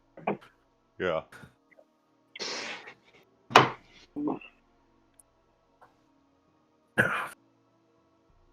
And as you make your way further down, you eventually come to the door that stymied Orth and Gale for such a long time, but now it's basically wedged open on a pile of stone. Through this little corridor here, up through this trap door, then out through this trap door. There's a memory in memoriam symbol there of the little gnome Alleseto, who is buried in the stone. You also pass the graves of Inkabod. Yeah. And the grave of I don't think anybody else is buried on this level. But the lifts are here, and the lifts go down to the next deeper level. And there is a Lorian buried in a cavern here somewhere, I think, isn't he? We put Yeah. him with the pudding. Oh no, that's No, the that was Dweller. that was I think it's on the Dweller was Dweller was fed to the pudding. Yeah. Dweller is fed to the pudding at his request. It was when we fought the hook horrors. When we went into the hook horror nest is when Alorian died. Oh, right. Yeah, so he I think died I around- buried a Lorian in the stone right there. Because the So on boule this floor, was there's- munching on there's the a- children, right? Yeah, everybody except for Belari goes and looks at the party hideout, Belari's old bedchamber, which is behind a concealed door inside a opulent room that was once housing a priest of Vaprak. It's kind of Belari- becoming the The only fond memory that Belari has of her bedchamber is when she made sweet love to Dweller, and while Belgrakas watched. That's right. That's right. Yeah, Gale slept down the hall that night. This is how Belari looked when she was a concubine. Oh, yeah. There's still one area on this floor that we didn't fully explore. We poked our head in, and there's an underground river over here. And we saw some little silver flashes in there, and people were pretty weirded out by under dark water creatures potentially. So we did Who was not. weirded out about that? Bell Tower. Yeah. What was Bell Tower scared of? It was always taught, stay away from the water, natural water in the Underdark.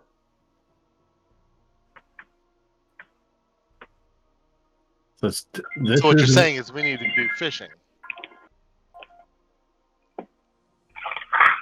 And eventually, you had rigged the lift to be able to go down, and you can see that right here, there is a very intricately carved out entrance off of this into the wall. And it looks like this was carved surreptitiously in the side of this lift so as to basically excavate a cavern. And this is where you had found the kingdom, or I guess it was the temporary cave structure of the Durgar. It looks like they had perhaps unearthed an ancient complex because there's a very massive chasm with some water running down it that is supported by a statue of an Ogrillion and an Orog, keeping the cavern's walls basically braced open. I wonder if this is partly why Zagig fell, because they built down into this. I think it probably had something to do with all the demigods he had trapped in the castle.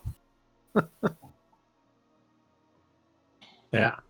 So the lift comes to a creaky halt, and you're able to come through this area where the arrow slit used to be, and now it's basically a dock to the lift. And it's very quiet in here. You see remnants of some Grell bodies, and you see off in the distance over a chasm, there's a single Durgar guard standing guard, and he looks at you kind of warily, but does not make a move to advance. He obviously recognizes you, except for the satyr, the female, and the half elf. I'm gonna try to ask for the other leader's name. I mean the other leader by name, and see if he gets it without me needing to cast a spell. What's his name? I cannot remember as a player. So there was Borden Darkhammer and Ronell Darkhammer. Which one was which? I think it was Ronell that was the smith guy that didn't like us too much. That was the guy I think we tried to save. Gotcha. So it was the other one, the first one. Okay, I'll ask for him by name. All right. You say the strange dwarven name, and he kind of looks at you, and his eyes go kind of wide, and then he shakes his head back and forth, looking downcast, and says, Bordan nosk paktesh ik nokan, and motions behind him on the bridge, and then shakes his head sadly. You can tell me what that meant. Orth is wearing the helm? Yep. Yep. Oh, okay. I gave it back to him.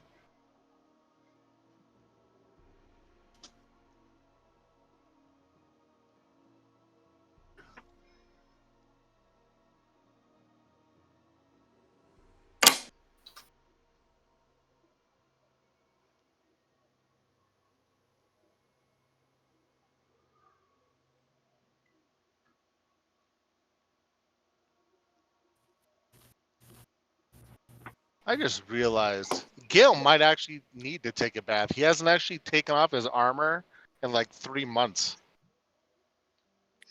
Gross. Isn't there supposed to be water in the Underdark? You can go bathe in there. Well, we sort of washed ourselves in the buckets. I assume every time we get a room in the inn that clean up a little bit. Oh, that's right. We did do that once. So never mind. It's only been like a month. We just came from an inn. True. Yeah, that's true. Okay, he probably would have taken care of that then. I can't change my. Hold on a second. But then again, a strong dwarven musk would get rid of the troglodyte smell. Yeah. Info. He has locked himself in his forge, and is not taking visitors from this guy or some other one named Zoluth.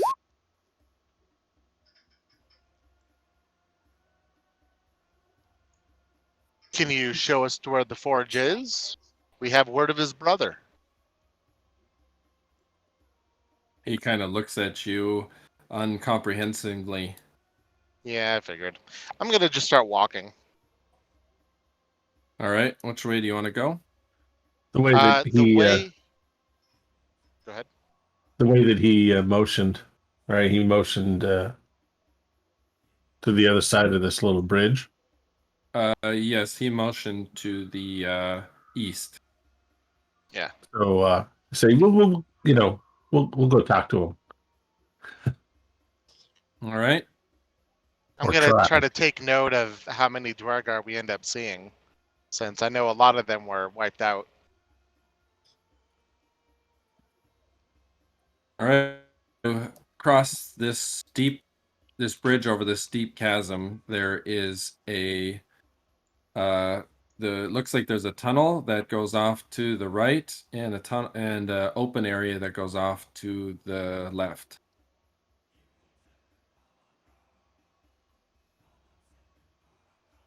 Do I hear any sounds from like a forge, so like the hammer, anything like that? Belari, you're up front with Silli. You can see. I don't know. Do any of you have infravision? I do. 60. Okay. All right. So yeah, you can see up around the corner. There's a table, and it looks like it's fairly well appointed. And then you can see the other side of a tunnel going this way that you had been down before, or some of your party had been down before. Mm-hmm. What's over here? Is there a door back here?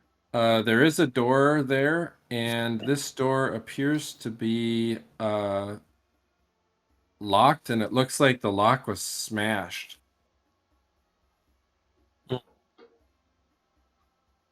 Has anyone been in that room before, or like any of the party members here, or no? We've been in many of these rooms. How recently was that smashed? Is this smashed and rusted, or freshly smashed? Looks pretty freshly smashed. Anybody The wanna- room that you're in now, it's there's above your head there is an elaborate gold chandelier. Ooh. Hey Warren, the door. Now you're saying that just the lock has been smashed, not the actual door.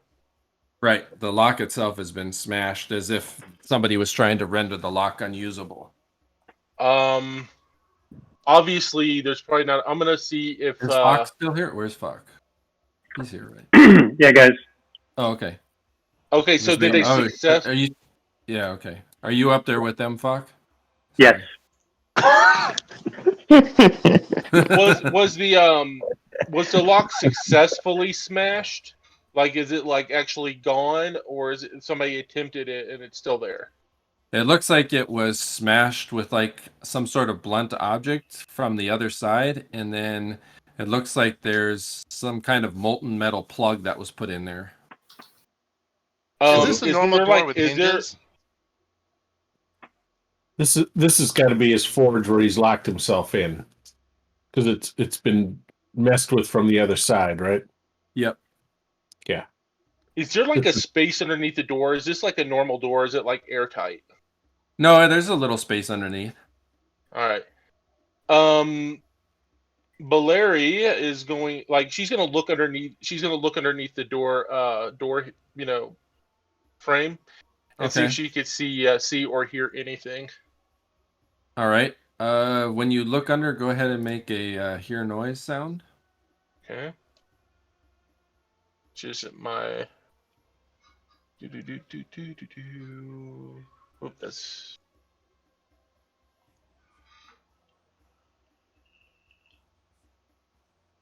Oh, don't hear anything. Do I see any like light or anything like that?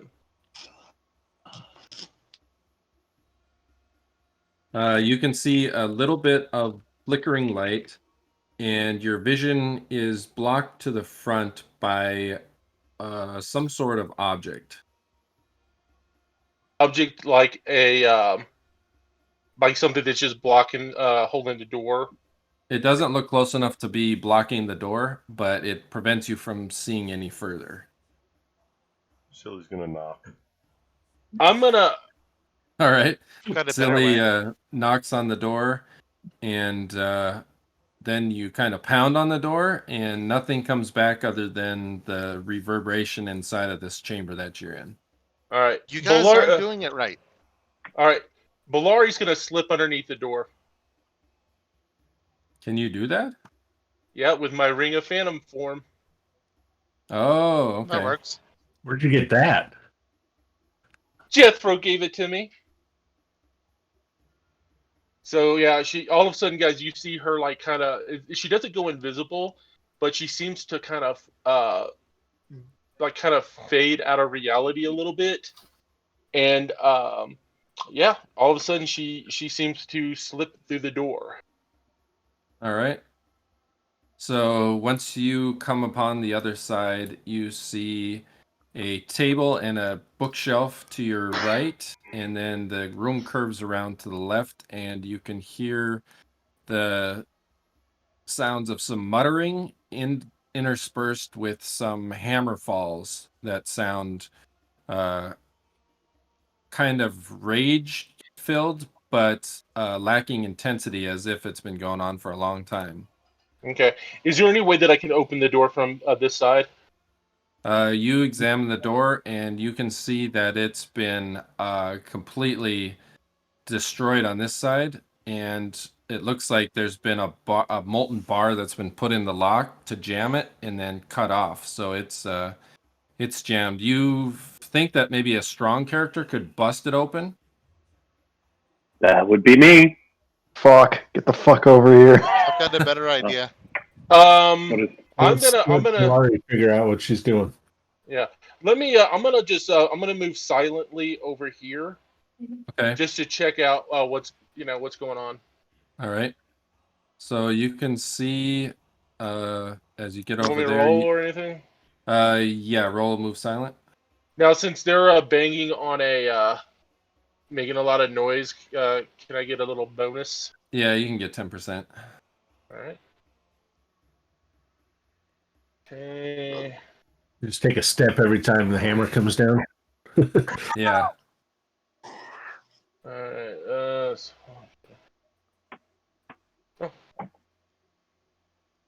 All right. So you sneak around and you see a table that's littered with a bunch of junk, and you look like this is a kitchen with you see food that's kind of scattered out on a table. It's also a lot of it's kind of gone bad or rotted, except for the stuff that is kind of native to this under area. You see mushrooms, some edible fungus, some strange roots, some various spices, and some sort of meat that's gone rancid. You also see what looks to be a couple of silver pots that may be valuable and a golden ladle sticking out of this pot. And then you also see some pick heads against the wall, and you see a bright flame illuminating some shelves ahead of you. Who's making the hammering noise? You cannot see that from your position. The room and you curves said around to the left. All right, and what's on in this table is what filled with like food? Yep. What is the object that's actually blocking the door? That's what was you. This shelf was blocking you from seeing anything. Oh, okay, I get you. Yep. You know what? I'm just gonna go a little bit further and just see if I can look around the corner. All right. So You guys want me to break the door yet? Yeah. You guys don't hear anything from Belari. So as you turn around, you can see a grizzled Durgar hammering over a massive forge, and is seemingly unaware, but he's hammering what looks to be a long, like spear-like object made out of some sort of strange metal. Okay. All right. Well, I'm gonna go back, slip back underneath the door, and report my findings. And the door seems to be like a melted shut. So really quick, did he was able to speak some broken common, right? He knew a few words in common. Okay. So if we bust this door, Gale needs to be the first one through the door, and in case he. That's fine. Right. I mean, is there any way you could just simply call for him and try to convince him to open the door? I knocked. Yeah, he's not. He seemed to be pretty focused on making. Looks like he's forging a spear of some sort. Where's Gale's character? Oh, he's back. It's right in front of the door. Does anybody have any type of like maybe something that would melt the metal? Well, or soften the metal? Can't Gale just remove the stone around the door so we could just push over That's the true. door? Yes. I've actually been trying to say that for like the last 15 minutes. Oh. I just gave up and sent it as a message to Warrant. But yeah, Gale just walks up to the hinges, puts his hands up, mutters the spell, takes all the stone away from that side of the door, and lets it fall. All right.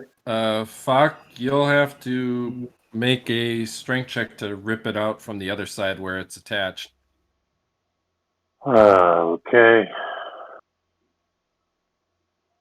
So I'm rolling a d20, correct? Yep. And if it's lower Alright. than your strength, you succeed. Successful.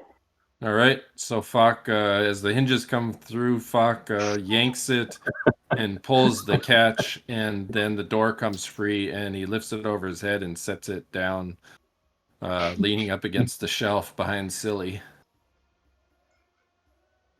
Can replace it later. You want me to sing to him?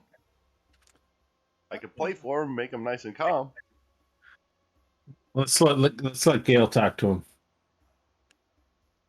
So Gale is going to go ahead and he's going to prepare his spell that lets him talk to them. Okay. I can't remember the name of the spell off the top of my head right You now. need to- But Tongues. yeah, tongues. So he's going to go ahead and he's going to walk in. He's going to find him, and then he'll cast the spell tongues, and just watch him for a moment. He'll cast the spell tongues when the Dwargar notices him standing there. All right.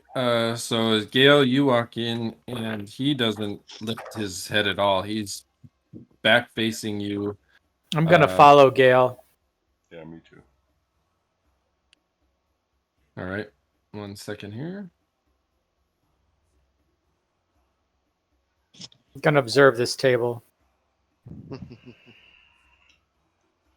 Gross. Fock will cover the rear.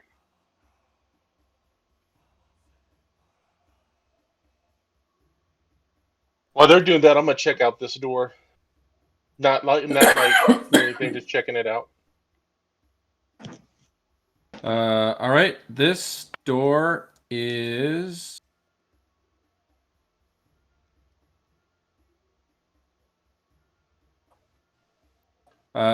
just a sparse wooden door. It looks very flimsy, and you can just open it. It doesn't have any sort of mechanism on it. It's just a lift latch. Okay. Yes. So Silli, you and Gale. Gale, are you controlling your character, or am I controlling it? You will need to. I'm still driving for 3 more hours. Okay. All right. So Gale, you walk up. You and Silli are behind this dwarf, and he's rapidly pounding on this spear that he's forging. Does it look like if I interrupt him right now, he might ruin it? No, Oh, okay. It looks like it's about finished. Like, how long does it look like until it might be finished? It would be serviceable now. It's just some fine hammering on the tip would make it dwarven perfect. Well, in that case, I'm going to wait for it to be dwarven perfect. When he's done, I'm going to cast the spell tongues and start talking to him. All right. So he lifts the hammer and then takes the spear, and your spell goes off. And then he sets the spear down kind of on the forge again, looking at it, and then picks it up and kind of stands there holding it silently. It's a fine-looking weapon. He turns around rapidly, and then you see him look at all of you with some shock and awe. And then all of a sudden, you can see his eyes are crazed and fiery, and he screams at the top of his lungs, "Curse you have brought to us!"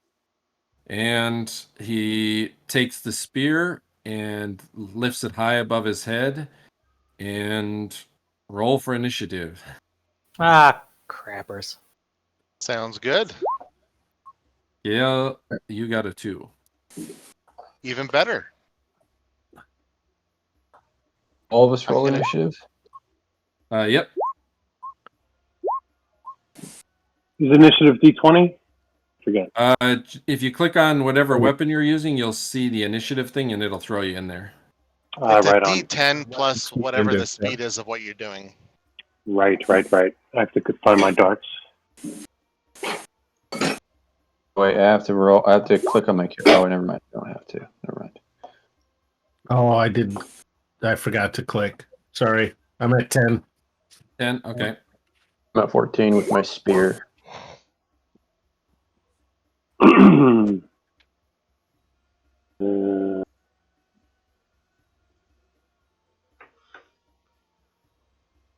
Which is, Is Fok the fighter out here?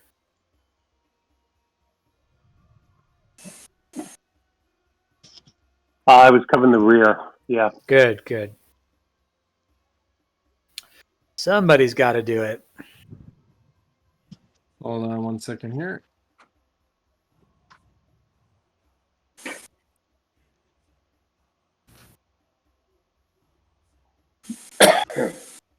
One second.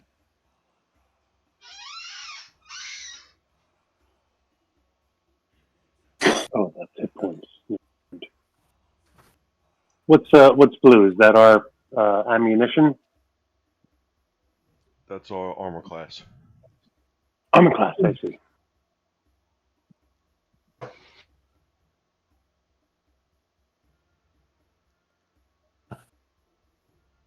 All right. Let's see who's first there. All right, Gale, you're up first. Perfect. I'm going to signal for everyone else to stand down for the moment.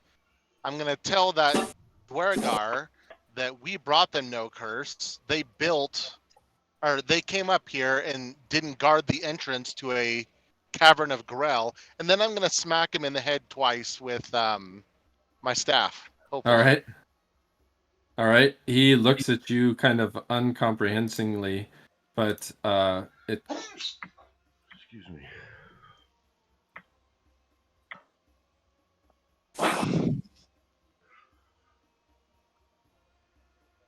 All right, and your weapon, yes, it, hold on a second, I just gotta make sure that.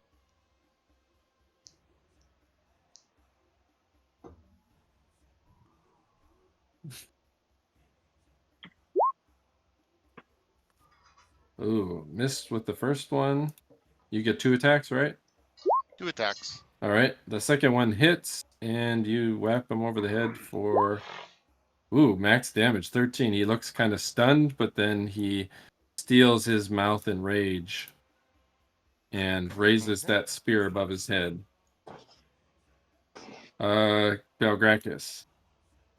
Belgrakas heard the shout, but doesn't know what it means, but sees some people tense. So he turns out here to keep an eye out with Fok. All right. Yeah, you hear voices raised, and then you hear the sound of a scuffle. All right, Gale, Belgrakas. All right.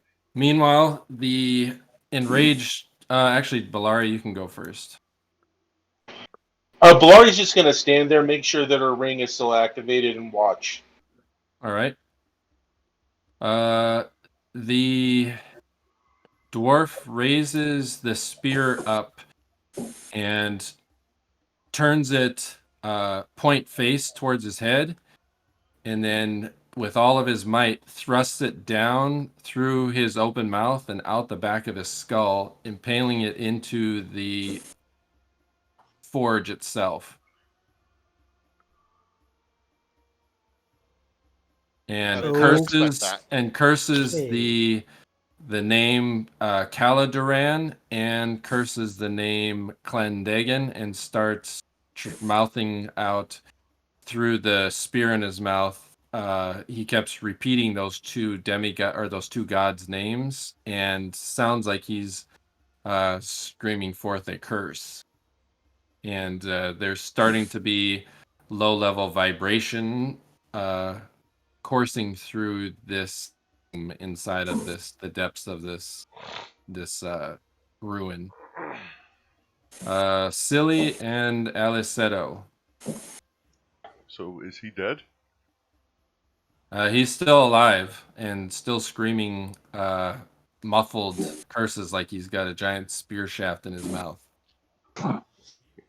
I'm gonna The bottom of his body though looks like it's paralyzed, so he must have cut through part of his spine.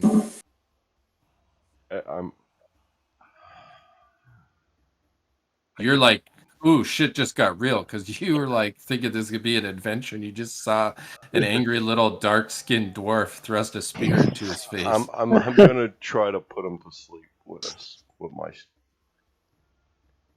with my All right. All right. The skin So flute. Silli starts playing the flute, and the music starts to waft through the 4 hit die. Okay. All right. So the music starts to sift through the air and through the voice of the curses, and the flute music gets louder and starts to kind of harmonize with some of these reverberations that are going on. And as you do so, there's a glint of light, and there is a glimmer of kind of a almost like a sparkling glimmer on the gnome and on the dwarf Gale. And the dwarf is still screaming, but his voice is kind of being drowned out by the sound of your flute. Alleseto.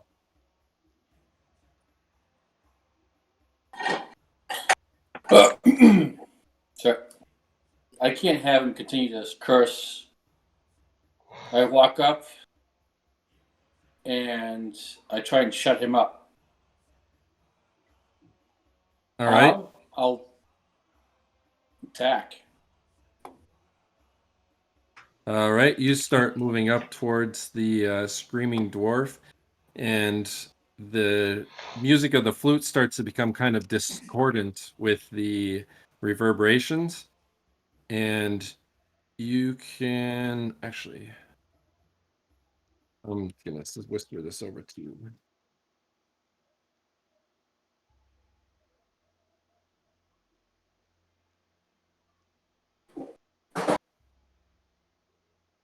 Hold on a second here.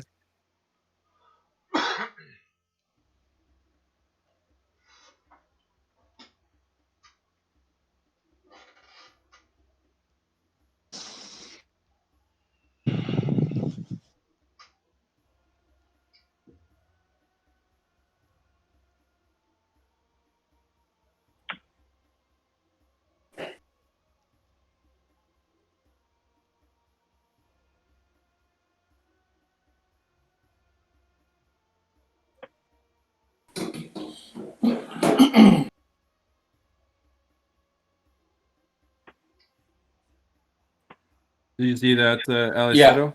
Yeah. Okay. I stop, I hold back, I ease myself and hold.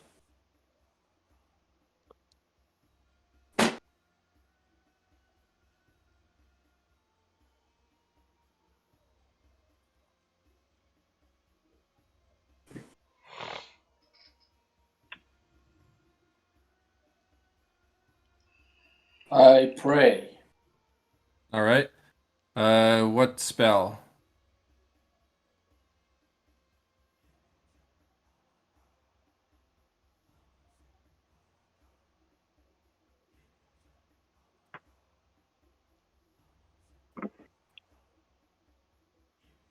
What spell are you praying for? I think it's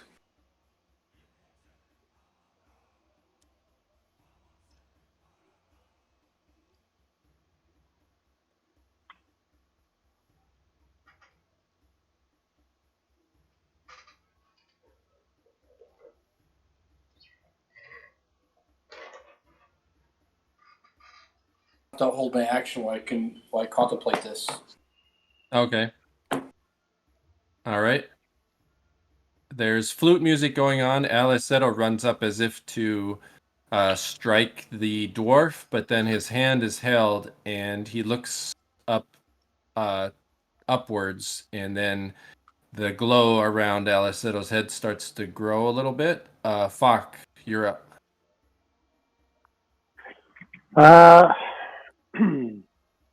I don't know, gents. What do you suggest? Should I just cover the rear, or what do you want me to do?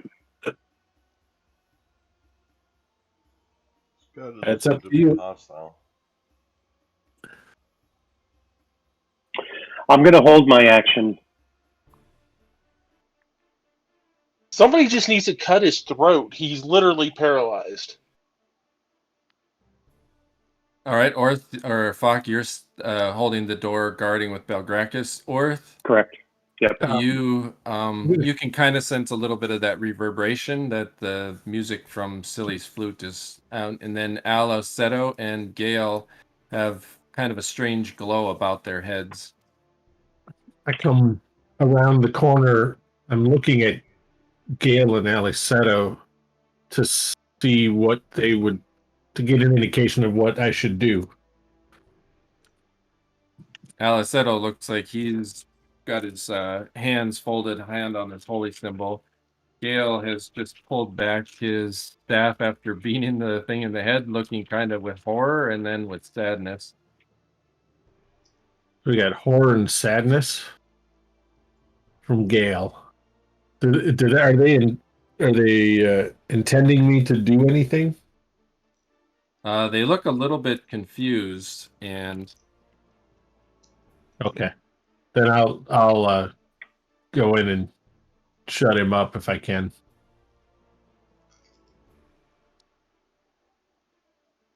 All right, you go there and try to kind of put your hand over his mouth. Meanwhile, there's kind of no. Oh, with the sword.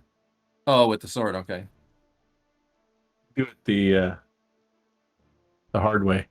All right. Well, you see, actually that's the easy way. Everybody else is making it hard. He's raging and screaming with a mouthful of spear, and now I guess he's eating part of the sword. Isn't Gale trying to save this guy? Gale, why are we trying to save him? Gale's looking confused, and Alesseto's looking like we came down something's here not so right. Gale could get followers. He wanted to save the Dwargar, right? That was his thing. That's why I'm. Yes, that's why that I'm is looking Gale's thing. But So he is looking looking to- sad at this. But he did just get done whacking him with a stick. If he finishes that curse, we all could be really screwed. Is there a way we can like non-lethally No. hit him? The flute seems to be countermanding whatever fell magic is coming out of this dwarf's mouth. Nice. But yeah, you could roll to hit Orth if you wish. Yeah, I'm gonna do that. All right, you have a +4 because he's immobilized. Oh yeah, that that's probably good. hits. One of these. Is there plus to the damage at all? Nope. All right, so you slice down and yeah, you cut off his left ear. Okay. Yes, that is also a hit. On the backswing, you come back around, and all of the fingers of his right hand have just been decapitated. Okay, more clarifying question. You said, how did he shove the spear? He held it up above his head and then thrust down at a backwards angle, so it came out through the back of his spine, kind of at an angle. Like through his mouth? Yep. If Through he's his mouth? paralyzed, Yep.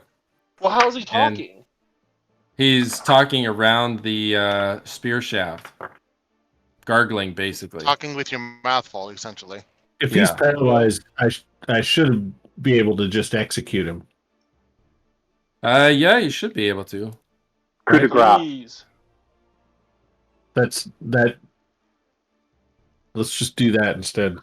Stedo, what are you doing? Please. I hold up my hands to stop the guys from hurting him any further, and I cast a dispel magic on him. Okay. All right. You pray up to Caladuran to dispel this fell magic. Yes. And as it does so, the voice of the dwarf is muted and the strange reverberation stops. Now this dwarf is looking kind of fearfully, at you and is unable to mouth any more words. Orth has got his killing coup de grace sword raised. What are the rest of you doing? Drake? Let me know when it's my turn. I'm coming up here. And I look at it. Are we still in combat? You're technically out of combat, but you haven't gone yet. So right as the Alleseto unleashed his turn, it's your turn. I look at here. I'm like, what the fuck is going on? What the fuck is going on? So you see this black-skinned dwarf, which you've never seen before. You've heard the rumors of them, and he's got a spear thrust through his mouth and stuck in the base of the forge, and is limply hanging from it by his head, with Orth's sword ready to plunge through his throat, and Alleseto having just cast a prayer with his holy symbol. I look at the other guys. I'm like, come on, guys! What the fuck did you just do to him? Like, I think we gotta put this guy out of his misery. Look at him. He looks like he's suffering. He is suffering, but he's also now looking about with impotent rage, and then he kind of is looking at Orth pleadingly. Gale, you're up. Gale is going to move forward, and he's going to pull the spear out. All right. Do you pray at all first? He offers a prayer to Clendegan to, if he really does wish to reach out to these creatures, now would be a good time to do so. And he's going to sit down the staff, and he's just going to reach out, grabbing the spear near where it's connected to his mouth, and he's going to pull it out while trying to hold them up with his left hand. Okay. This might suck. Send you a little bit of clerical knowledge here. How about you, Alleseto? And Orth? I'm gonna hold if Gale is attempting to help this thing. All right, Silli, what are you doing? He's gonna run away. Okay. He doesn't like the violence. All right, Silli, please. Belari, what are you doing? This is Belari just kind of watches, crosses her arms, and rolls her eyes. All right, so Gale, you start to reach for the spear, and you can see that it's lodged in a mortal way in this thing's gullet. Yes, I do. Oh, you heal him, right? I will eventually, but right now I'm just pulling out the spear. All right, you make a strength check. I need a 17 or lower. All right.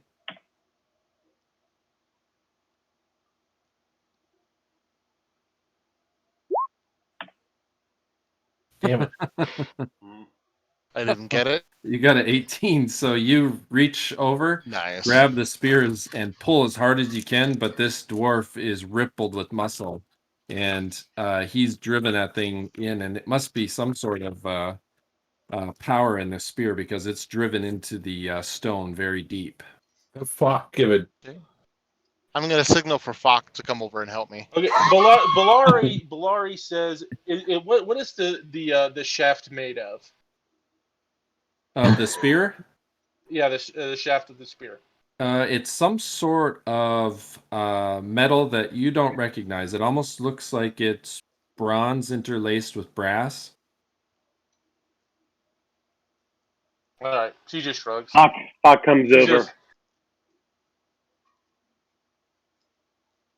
All right, What do I need, a strength change? you get over there. You'll have to roll a strength check. Alleseto, are you doing anything? I am. Pass. Ooh, okay.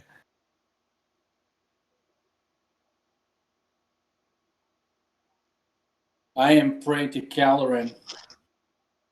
What is the head of the spear shaped like? You can't see it because it's buried in the stone behind. Well, this dwarf. I saw it being made. It was shaped kind of like a. Was it barbed or was it smooth? It you couldn't see enough to see the detail, but there was. It looks like the head was barbed, at least at the very back. All right. You pull this spear out. It's just this is like this whole situation is insta kill, unless you have some like high powered magic. Yes. You know, you guys are torturing this dude at this point. All right. Well, Fox just pulled the spear out. All right, Fock, you wrench the spear from the stone, and are you ripping it out of the dwarf's body? Yes. All right. All right. As you yank it out of the dwarf's body, the dwarf falls to the ground lifeless.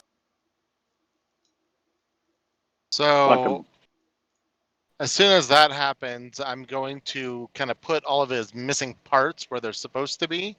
All right. And then I'm going to try raise dead. Okay. Wow.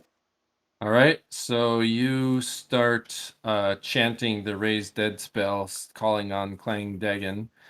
And what do you do, Alleseto? You could buff him for a better chance. There's a spell to buff him? Oh. You should know a fair amount of you buff people all the time.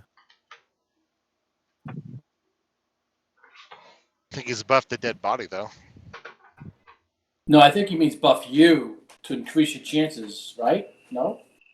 No, I don't think that would increase my chances because he has to roll a saving throw in order to come back. So a prayer would help in this case, at least. He has to make if he has to make a system shock, shock roll. That's what he's talking about. Yeah, So prayer would help his system shock. Yep. I will cast a prayer then. All right. So you see two clerics start to pray to their gods, and Silli, you can hear a strange chanting of dwarven and sing-song gnomish voices.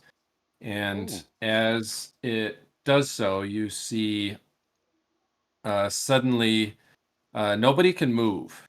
It's almost as if time has frozen. Right when you get there, Silli. Okay. It's almost as if time has frozen, and you see two strangely bluish figures walking out of what seems to be nothingness. One comes out through the forge fire itself, and the other comes out of the gold, or out of the ingots that are next to the fire. And you immediately recognize just in your inner being that this is an avatar of Caladuran. And Gale, you see that an avatar of Clan Gagan is down here. And Caladuran kneels and lifts the dwarf's head while Clandagan calls forth the spirit of the Durgar. And the Durgar looks about fearfully, and then his eyes scrunch forth in rage, and then they start to relax, and a strange kind of shimmery version of the Durgar walks out of its body, and its physical form starts to meld and turn to ash. And the two avatars of their gods, the Caladuran turns and looks and says, "The riches of the earth you will forge now in punishment and in atonement." And Clandagan says, "This forge shall be blessed, and ye shall work it not less than 100 years before your debt to us is paid." And then they turn to each of their priests and admonish them to use to call on us sooner when there is one such blasphemer as this, so that we may intervene. And then they slowly dissipate off, and everybody can move again. There is a there's a shimmery, translucent figure of this dwarf standing there, and he looks down at himself, and he's got a very strange glowing hammer at his side that seems to be made out of the same material that the spear, which has disappeared, was made out of. Clendagan has spoken. Yeah, but what did he say? I don't understand. Holy This dwarf, shit! this gray dwarf, was a blasphemer. He is charged with running this forge for no less than 100 years to atone for his sin. All right, then. So he can make we us should- ghost weapons? He looks I down honestly have no and idea. in common, he looks all of the lines of rage and insanity have fled his features, and he looks fairly peaceful, and he says, I accept my fate willingly. As Bordan Darkhammer, I will man this forge and craft whatever I may for you. Oh, nice. I know what I'm asking for, but instead what I first say is thank you for accepting your atonement. We will do what we can to help your people in your stead. He goes on to explain what he can what he could create based on what you guys have foraged or gone throughout the depths of the ruins, and he kind of goes through and says what he is able to forge now with his divine hammer. Holy shit. Hide Is there armor, by any AC1? chance, Wow. is there by any chance a good set of dwarven full plate in that list? Ye bring me the ingots, and I'll forge ye the armor. What about bracers of defense? He could forge braces of defense if you brought him some rare and valuable metal. Better than Or a lightly mystical. Like how powerful could you make them? let's see. He could make them down to AC 5 base. Ooh. And I need what to would find you need? ingots.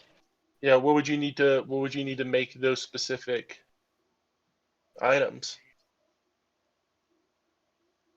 So if you brought him like say a boulet hide and a tungsten ingot, he could make that boulet armor.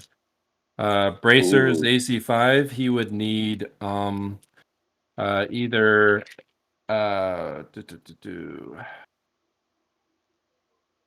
he could do it with where did I have that written down? He could do that with a titanium ingot. So we don't just find ingots, we have to find raw ore that we turn into ingots. If you found the ore, he could forge that into ingots and make it too. If you I've got a brought couple him things I want him to make. Yeah, if you brought him like Damascus steel, he could probably get you braces AC 6. Would he be able to like coat my horns with metal? He could if you found like mithril or something. Awesome. Just because that would have to be something that would work well with like a living, growing type of item. Like mithril is kind of magical, but yeah, he could definitely forge metal cap your horns. What sort of metal ingots do they have lying around in here? In here, he's got he does have a couple of ingots of tungsten, and he does have a ingot of titanium, and he's got some iron ingots, some steel ingots. Okay. I really need like better armor class. Can I put in an order for? I would like to order bracers of armor class 5, please. And you say you can make gems, mystical items from gems. Yes, that is the gift of Caladoran. There is a gem that I seek. It is called a gem of insight. Can you make this? Gem of insight. What does that do? Raises intelligence and wisdom by 1. Yeah, he could forge that. Yep. Ah, what do you need for that? You would have to bring him gems. 10,000, you said? It's according to the DMG, it's a gem no less than 5,000 gold pieces, but doesn't say what kind. Oh, okay.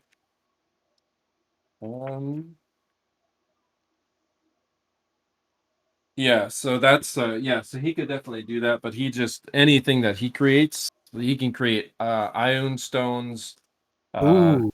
gem of he could create that thing. It's just that's the amount the gods put on there. So you need a 10,000 gold piece. So we need to find some gems, friends. But now he could take, let's say you found a 5,000 gold piece diamond, and then you had some other random gems worth 5,000. He could forge that into that singular item for you.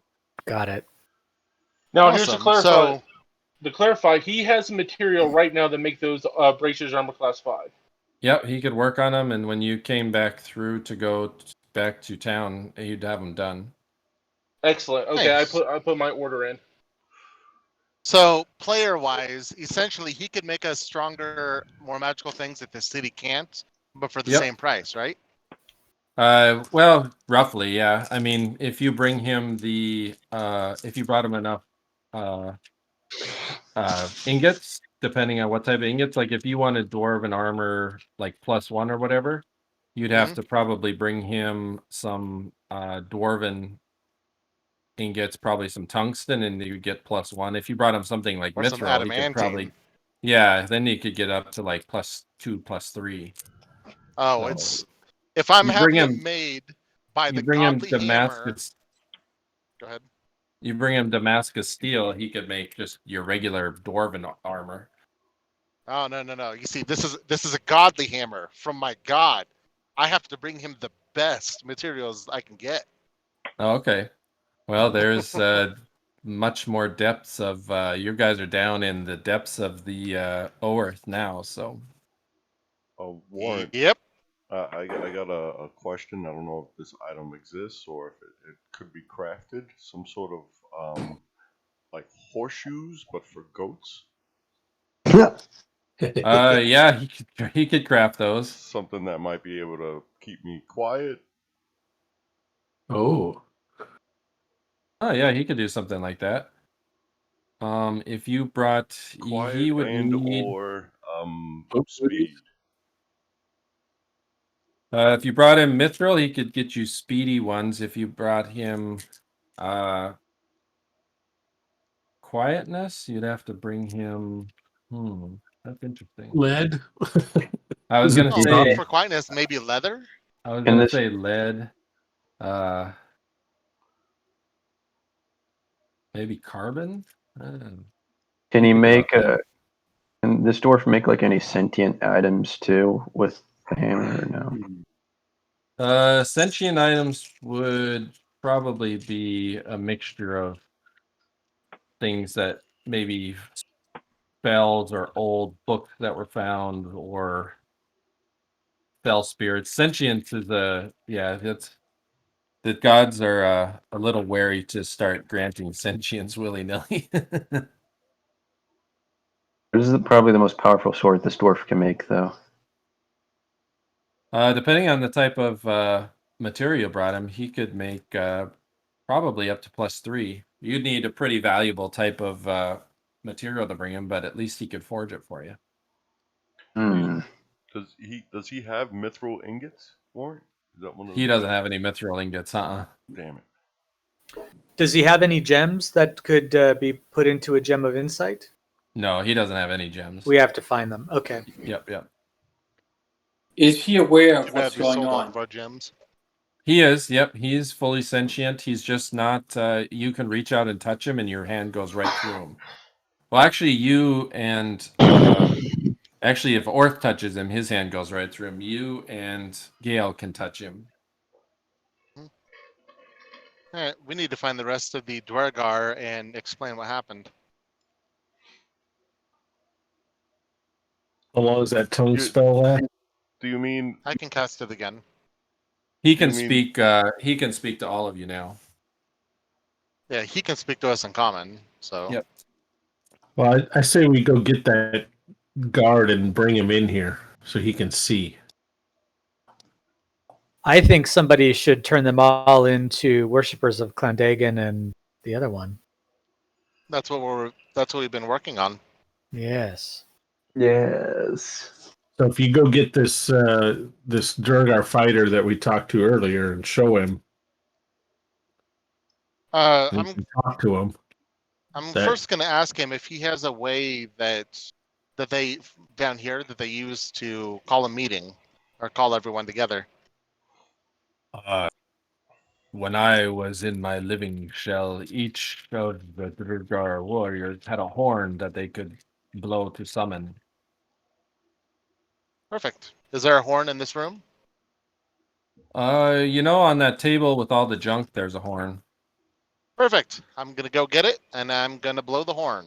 All right. Does anybody good with wind instrument? Silly? Okay. It I is a think little there's a flute player in the audience. It is a little tricky to play the horn. Yeah, so he's going to fumble it and then he's going to hand it to to Silli. All right. Can you blow this for me? Sure. That's what he said. All right. The horn is blown. And it sounds off a strange tone of the Durgar Underdark. And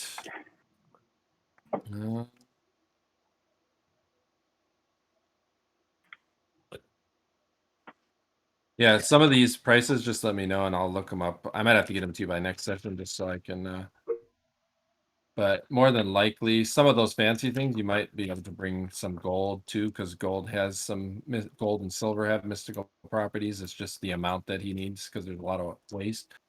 All right, your horn blows and sounds throughout the cavern, and the only Durgar that comes running is that one guarding the chasm, and he stops dead in his tracks, dumbfounded, looking, and then looks both to Alleseto and to Gale and falls down on his knees, muttering in Durgar. I'm going to tell him that. How long did it take him to get over here? It took him about 2 minutes. Oh, okay, perfect. In that case, I'm going to go ahead and I'm going to tell him that he has been called into service by Clandagan to serve at the forge.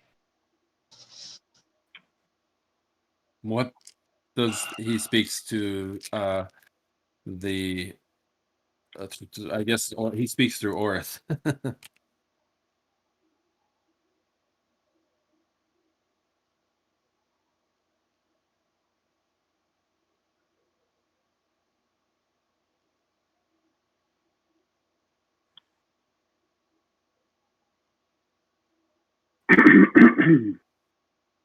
Did Orth hear that? Orth to Orth to Orth. Orth to Orth.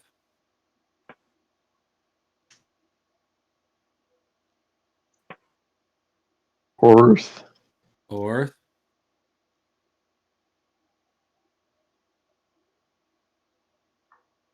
Am I falling off? Can anybody hear me? I hear you. Yeah, we can hear you now. We can hear you.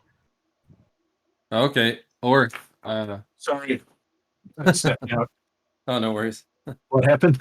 We were calling Orth to Orth. Sorry.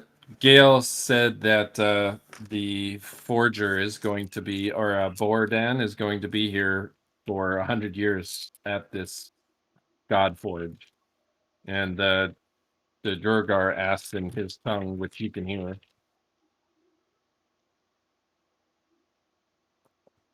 What does this? Oh, he asked, "What does this mean for me?" Yeah. You can either stay here with him, or you can come with me and learn to be a follower of Clendagan. Or you can return to your people. Is he the last of his kind here? He's the only one that showed up. My people are dead. My leader is a ghost or something. I would follow. Is what he's saying. Okay? Then I will teach you. All right. It's going to be a pain in the ass to teach him Common. Or Dwarven. I'll go with Dwarven. Start with that. How about you get not common so the rest of us can talk to him? I suppose I could do that. Okay, so yeah, I'll leave it at that. Follow me, watch me, and learn from me. All right, you have now a follower, Durgar follower. Doesn't speak any languages that you speak. This will be fun. He's gonna have to communicate through Orth. Yeah.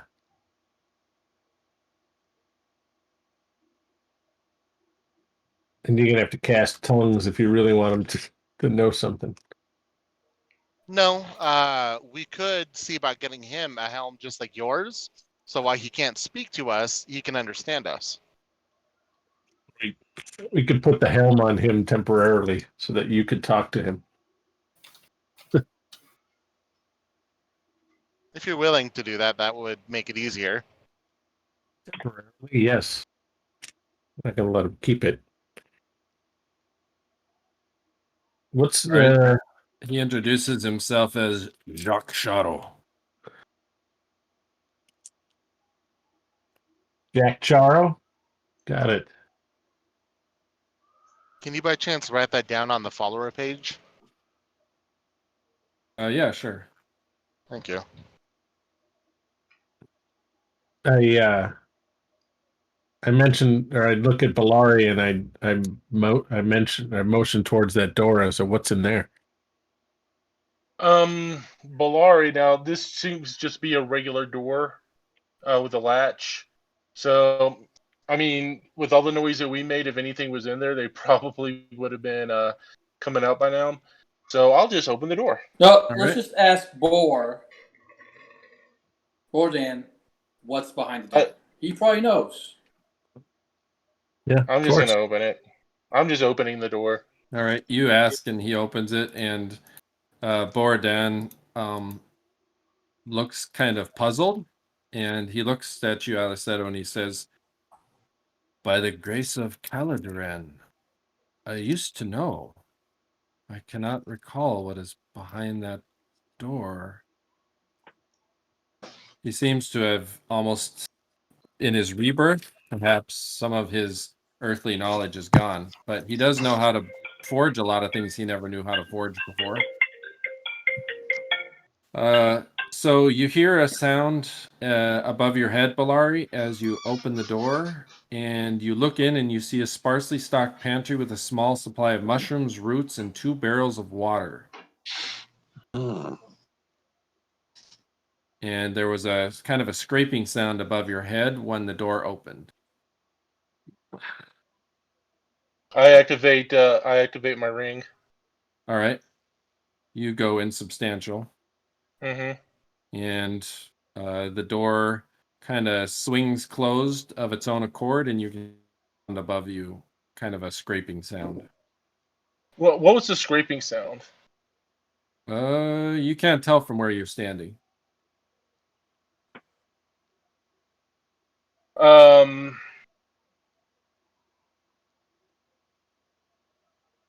I can't touch anything when I'm insubstantial.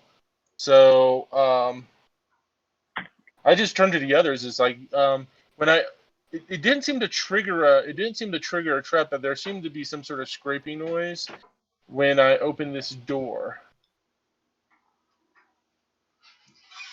Do I have a torch? I don't even know if I have a torch or not. I'm just gonna forgot to get a torch. All right. Does anybody have a torch I can borrow? Yeah. All right. I take the torch. I light the torch. I go insubstantial and I just slip underneath the door. All right.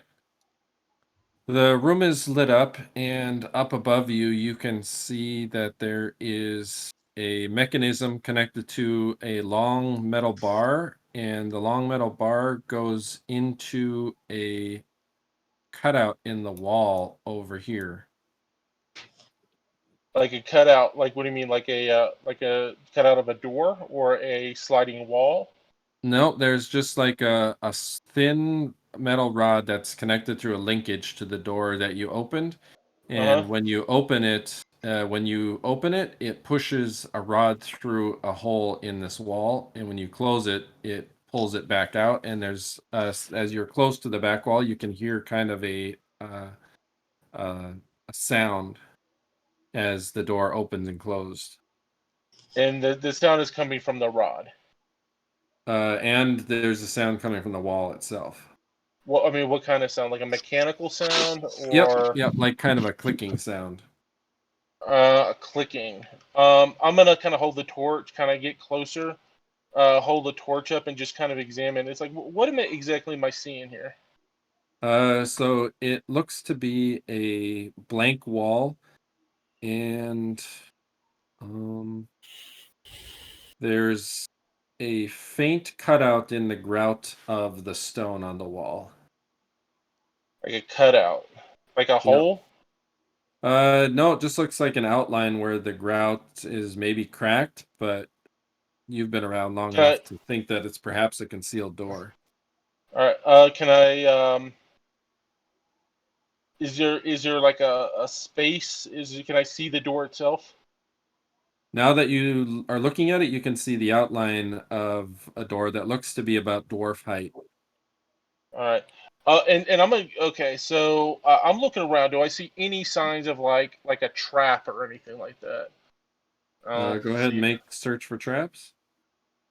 All right.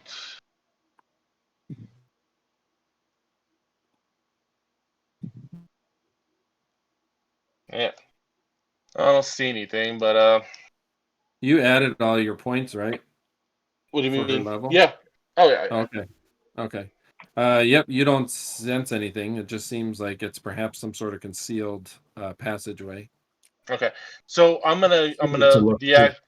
deactivate my ring. I'll come over here and I'm just gonna open the door from the inside and look at this wall to see if it does anything. All right.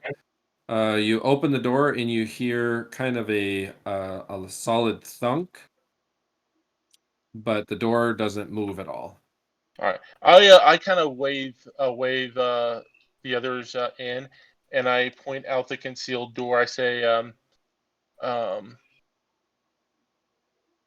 there seems to be a concealed door over here, and it seems to be sized for one of the stout people. And I just kind of step aside and let them deal with it. Down there. Let's see if I'll Silli go in and take a look. All right. What are the rest of you guys doing?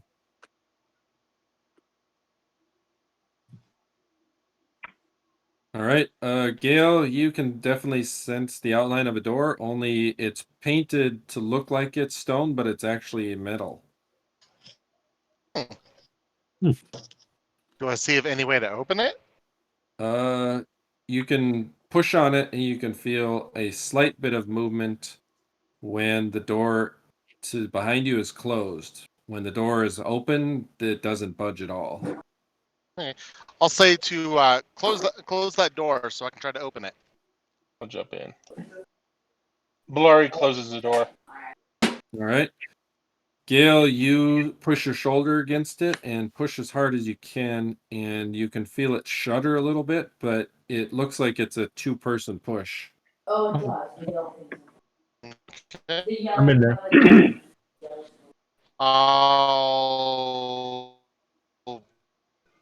Yeah, I'll call for somebody else to come in and help me. All right. I'm right there. Fox on the way. Actually, All right. yeah, would Fox be able to Muscle- help, or would I have to use like the Dwarf guard to help? Muscle-bound Fox should be able to. What's your strength, Gale? Okay. 17, same as What's his. your strength, Fox? Oh, 17? What's 17. your strength, Yep. Orth? Not that. What are you? Are you at like a 13 or something? 14, I think. Oh, both. You're one shy. Fox and Gale together could push it. Okay. All right. All right, so the two of you brace your shoulders against it and start to muscle and push as hard as you can, and you push it out of the way, and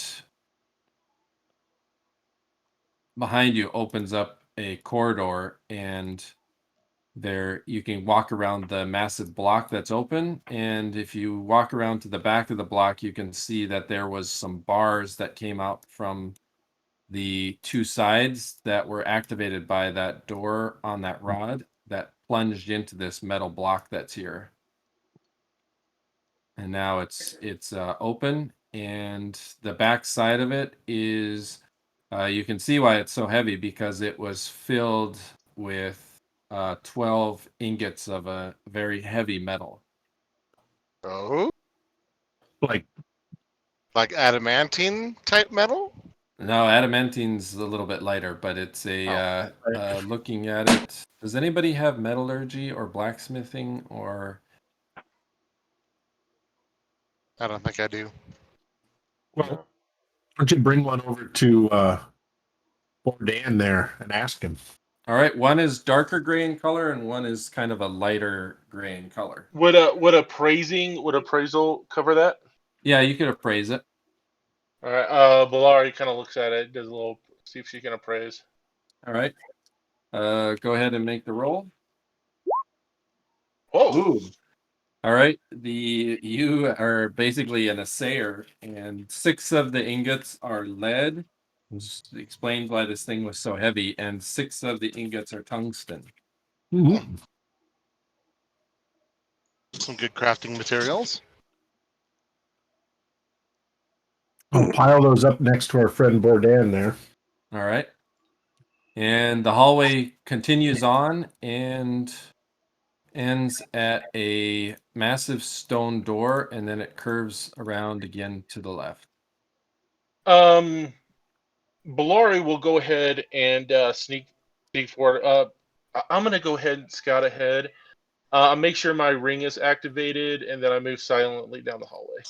All right. What are you doing, Silli and Gale and Drake? I'm going to follow. I guess watching. All right. Okay. Hold up. Okay. I'll follow too, but I'll stay a little bit back. Okay. How about Drake, Fock, and Orth? Well, I guess I'll follow too. All right. I'm trying to If everybody's following, there's no point in me trying to be silent. We're staying back a little bit. I'm moving. It needs to be. Too. You're technically supposed to be like 90 feet away. Mm-hmm. I don't know how long the hall is.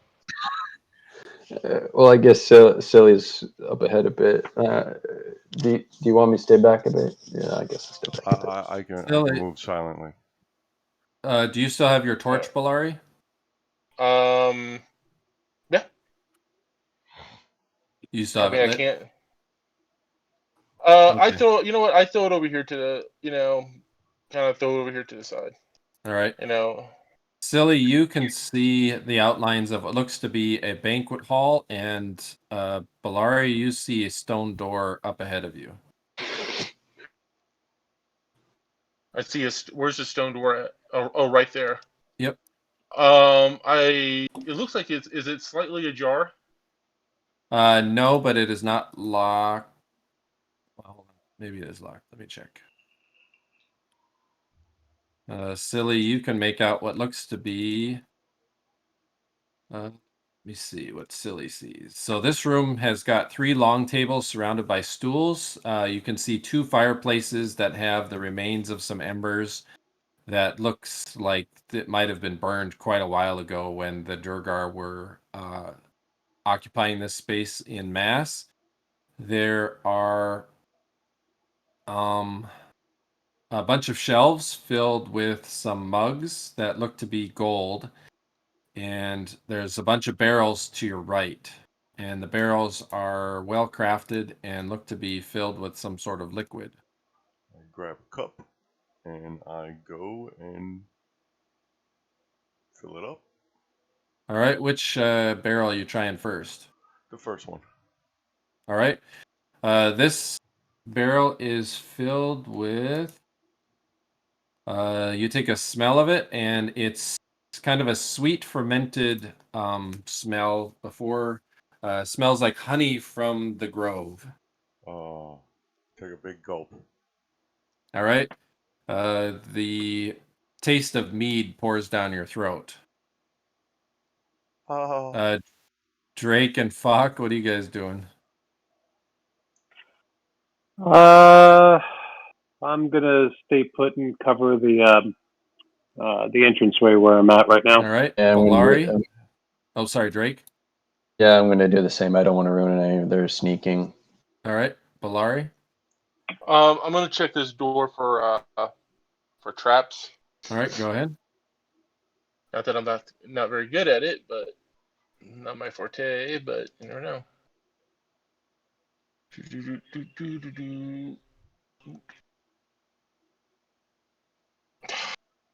All right. She's gonna see if it's locked. Nope, it just has a lift latch on it that's made out of stone. All right. I'll listen at the door real quick. Okay. See if I hear anything on the other side. All right. She opens the door. All right. The smells of strong underdark spice assail your nose as you're greeted with what looks to be another pantry, and this pantry is filled with shelves full of roots, mushrooms, fungus, jars of spice. There's 3 stout-looking barrels in there, and lots of prepared meat hanging from the ceiling. All right. So it Here's looks what like she's they're doing. smoked meats. Yeah. She's gonna go over here, pick up the torch again, and she's gonna wave the torch at the others, signaling that they can move forward. And then she's gonna kind of examine inside this food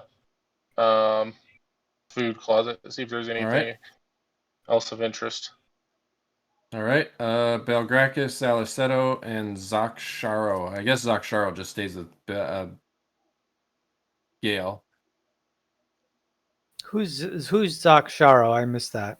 The Dwargar. Zakshar is now my Dwargar follower. Ah, okay. The last of Oh, that was the fighter. Okay. Yes. He's an acolyte of Clangeddon now. Got it. I'll just move in a bit, but I that a don't want to door? ruin their. Yes, that's a door. It's a simple door, unlocked. She'll just open that. She's gonna assume it's just another utility or food closet. All right. There's 4 crates, and these crates are filled with various foods from deeper inside of the dark. It looks like perhaps wherever these Durgar came from, they brought with them a bunch of supplies to bivouac out of this cavern while they made their plans to assault the upper chamber. All right. Silli, Alleseto and Orth come around the corner, and you guys see Silli with a golden mug full of some sort of liquid, drinking it, and you see a very kind of utilitarian groupings of banquet seating set out. Free cups and free mead. Help yourself. Don't mind if I do. Someone say mead? Mead. That's in the first barrel. Drake fucking gorges down that barrel. I want to move on to the next barrel. Try that one out. All right. As you pour this out, it's a very clear liquid and smells of the forest of juniper. I'm going to down that. All right. Make a constitution check.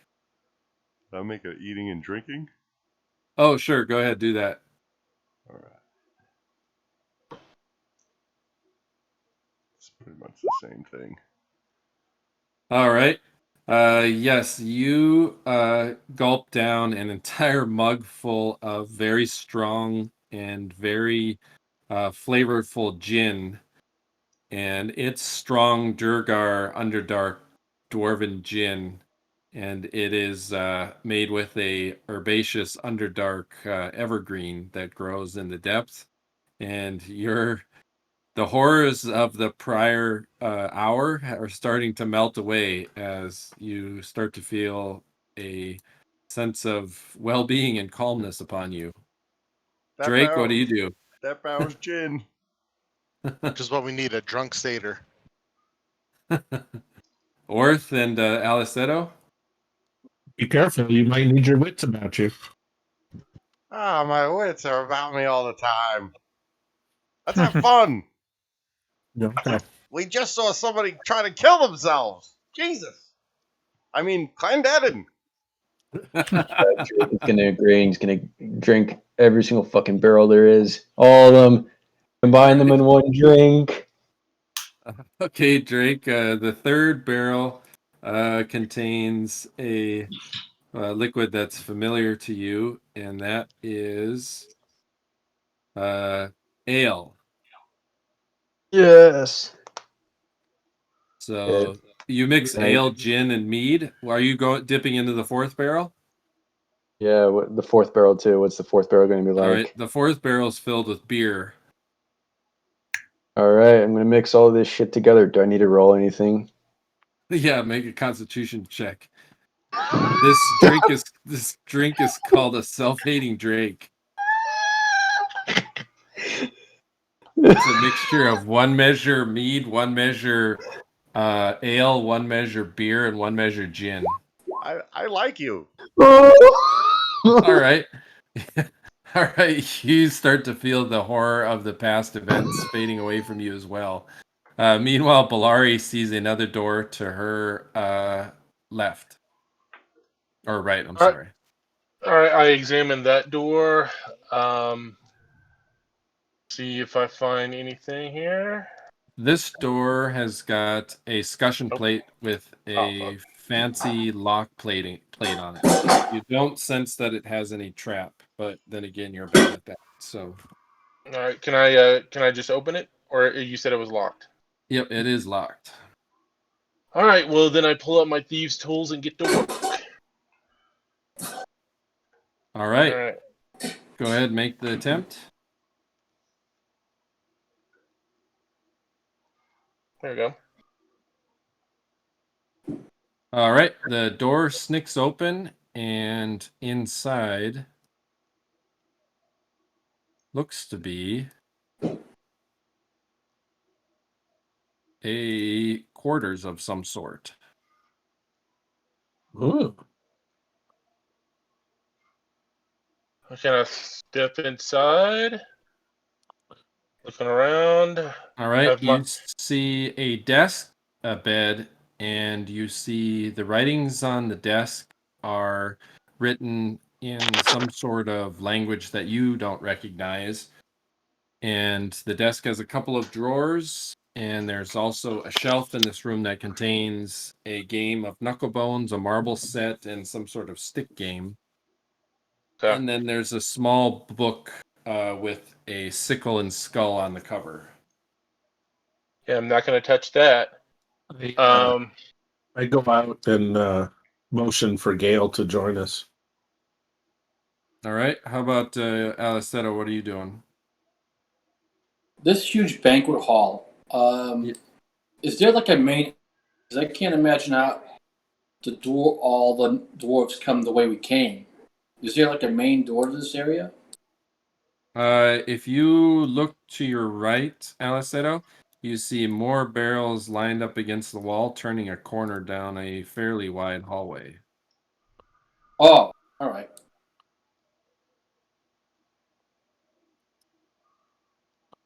Gale, entering the room, you see the obvious signs of Nerul. You see a page on the desk that looks to be. You can't make out any of the script because the script is written in a language that you can't decipher. But it looks like it has some sort of tactical plan on it. Somebody that had.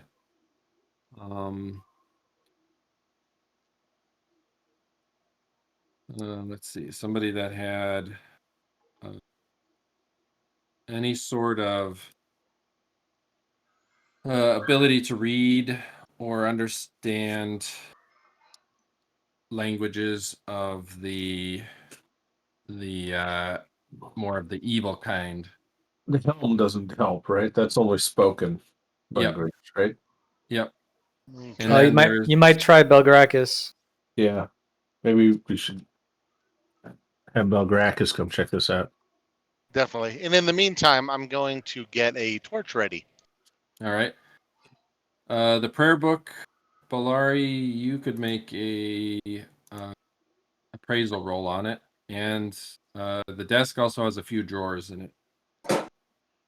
I don't want to open those drawers quite yet. Of course, if they want to, they can. Check them for traps, maybe? I'm really bad at checking for traps. Is Silly better at that? Silly's pretty good at it. Hey, Warren, can Falk do a looting check? Yeah, go ahead. So go get Silly and convince him to come take a look. She knows jack shit about that book. Fuck yeah, that is you managed to definitely make your way around while the half elf and Silly have developed their new drink and are enjoying it immensely, drowning away the horrors of what they just witnessed. I like you, Elf.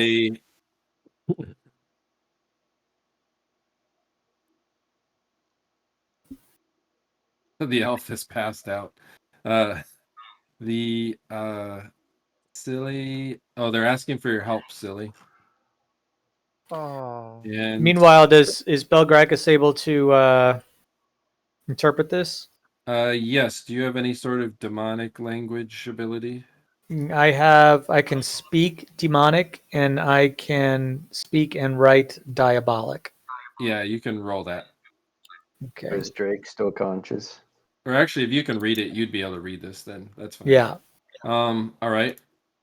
Let's see here. Put this in your. You should be able to see it appear. What do you need from Silly? We found this interesting desk here, but we're not sure if there's any. Can Belgrakas see that? Yeah. Did Falk find anything during the looting check? Yes, he did. I'm looking for the stats on it. Just one second. Ah, interesting. This was a priest of Neural. It's his writing, but looks like somebody has written over it saying lies. The truth has been revealed. Crossed axes and halo star. They are the true gods that will deliver my people. I'm so proud. Fuck you. You find 43 gold mugs in your looting spree. Damn. All right. Can we put 43 gold mugs on the group kitty list, please? Sure. Does that include If the somebody one that Silly's appraises them, holding? nope, that doesn't include the one Silly and Drake are holding. All right, cool. So the There's all also told a is couple 45. There's also a couple of ambush locations noted here, but it's probably Warren, a bit of a map. I rolled my find remove trap, so you see it.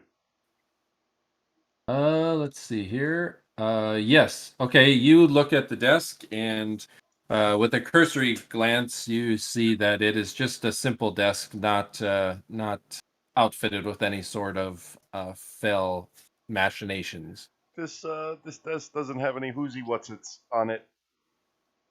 Now let's open these drawers then. Blair's All gonna she's gonna appraise the gold mugs. Okay, Try to. go ahead, make the check. Ooh. And we'll open the drawers. Okay. Did you make your appraisal check? I rolled a 1. Oh, yeah. That was for those mugs. Each one of them are worth 20 gold. Nice. Not bad. And one of the drawers, there's some loose leaf papers in one of them.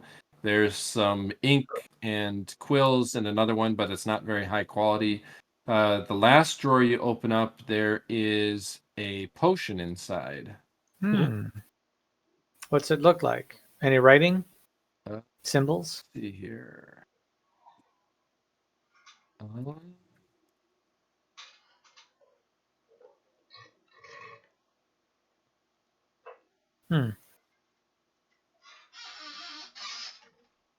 Just a heads up, I'm Interesting. going to lose connection for about 5 to 10 minutes in a couple.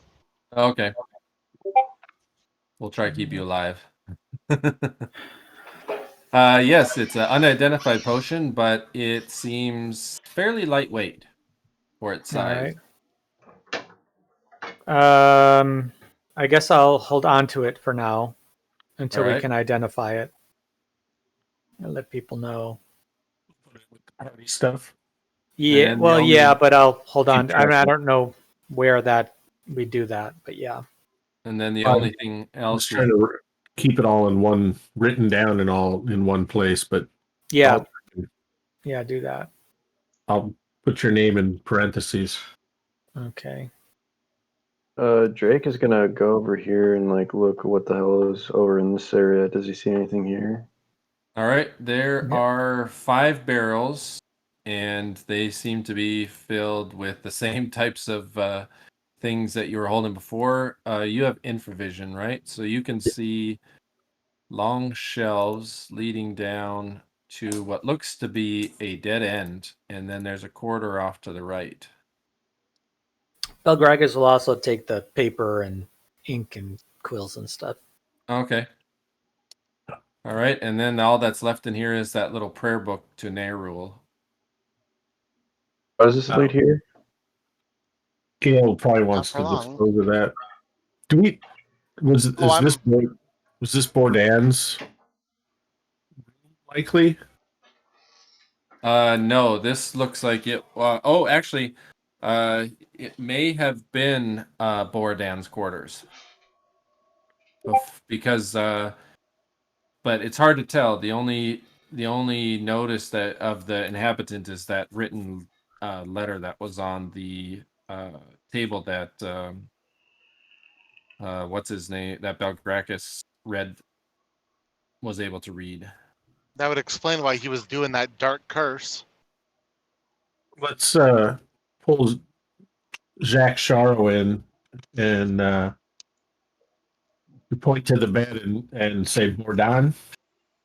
He shakes his head emphatically and says the words Ronel. This is Ronell's.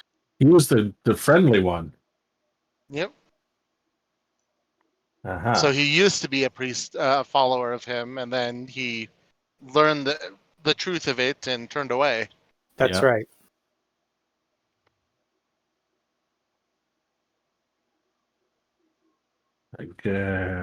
Okay. So were there any you said there was something about battle plans or something to that Push effect? points. Yeah, that paper that Belgrakas Yeah, there was a found. map that had two ambush locations. A map of this place? Yes. Oh, I see. It's down at the bottom of the thing. Do we recognize the That's 4th floor. Have we been there? Yes. Oh, right. The 416 is the room with all the gold and stuff in it. And 427 is Belari's room, right? Yes. Okay. Wait, yeah, 427 is Belari's room. Okay. I point to the map and in a questioning way, let's see if he has anything to say about what that map might mean to him. He looks at it and kind of looks at you unknowingly. He's never seen this before. Okay. Hey, is there a possibility that in the time that Belari was a prisoner, surely she was maybe walked around a bit, on a leash? I don't know. Yeah, up on the 4th floor. Okay, so no, I would know nothing about this level. No, this is a hidden level that was noticed because Jethro got a 1 on his intelligence check. Oh yeah, that's right. Friggin' Jethro, every time, man, he critically passed his intellect checks. God willed it. Good old Jethro. I miss him so. Are we done with this room? Have we searched it as much as we want? Does anybody look under the bed? Orth looks under the bed. Nothing underneath the bed. Nope, nothing underneath the bed. I'm gonna gather everything that portrays to Nayrul. All I'm right. gonna gather it all in a pile, and I'm going to start burning it. All right. The fire sucks up the leavings of Nayrul, and it goes out. Meanwhile, Fock and Drake are making their way down this long hallway. Fuck. Really, where's the rest of it? Where are they going? Drake yells out to the others, "Oh, I'm just exploring over to this location." Okay. I'm just Wanna drinking a wait, mead. And don't drink too much. We might need to there might be something over here. There might be more fun over there. Seriously?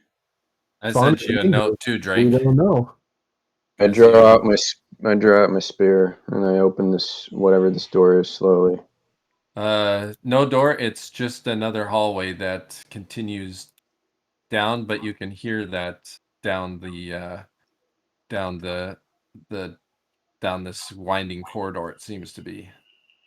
I call it to Falk and hey, Falk, could you get over here and join me? Yeah. And I kind of gesture him to bring out any of his weapons out. Oh yeah. Fock is always walking around with the dart in his hand. All right. The hallway curves around to the left and continues down, and then looks like it curves around to the right again.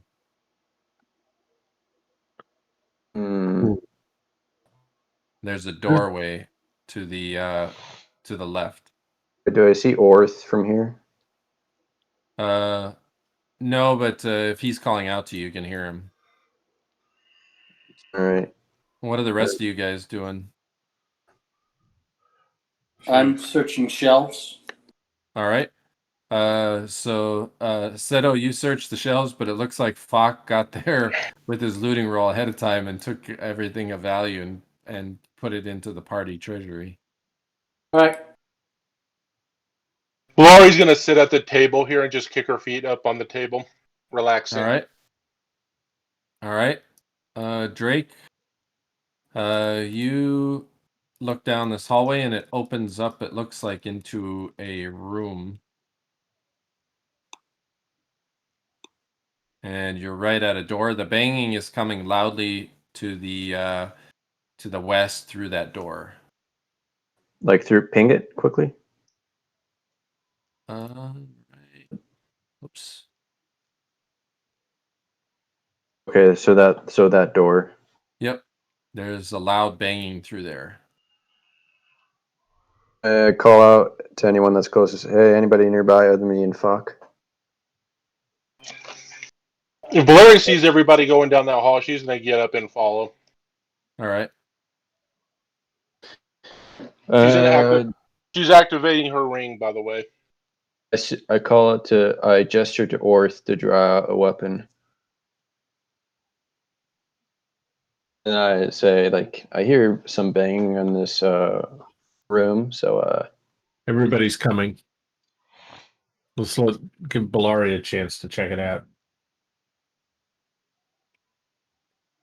She'll try to listen at the door and try to identify the noise. All right. It sounds like it's metal doors slamming. Metal door, like maybe they're just like loose and there's nothing holding them in place. Yes. That's kind of what it sounds like. And you hear it. You hear 4 such bangs, and then they stop. Okay. Do I hear anything else besides the banging of the doors?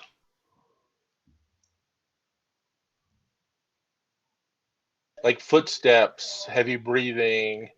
You do hear some muffled voices. I kind of look at the others. I put my finger up to my lips and point. How many voices do I hear? You hear. It sounds like there's kind of a snarling voice, and then they're sounding like they're getting closer, and now they're getting closer. I indicate the others. There's I point and I hold up at least 2 fingers and then I back up. All right. Drake and Orth, what are you guys doing? I move up to the door. All right. Fuck. You move up to the door, and Silly's it sounds gonna hide. like there's footsteps approaching the door, and then it sounds like there's footsteps approaching the door at a high rate of speed. Orth. I step aside. All right. You step aside, and all of a sudden, the door bursts open, and an Orog plows through, and roll for initiative. oh yeah. Warrant, do you see my hiding shadows? Okay, yep, you're fully hidden. You're hidden back in the shadows. Oh shit! I didn't. Belari also tries to hide in shadows as well. Okay. I got a 7. I forgot to click on myself. All right. Okay. You got a 7, Drake. Yeah. Okay. Yep. I thought we were done with Orogs. God damn it.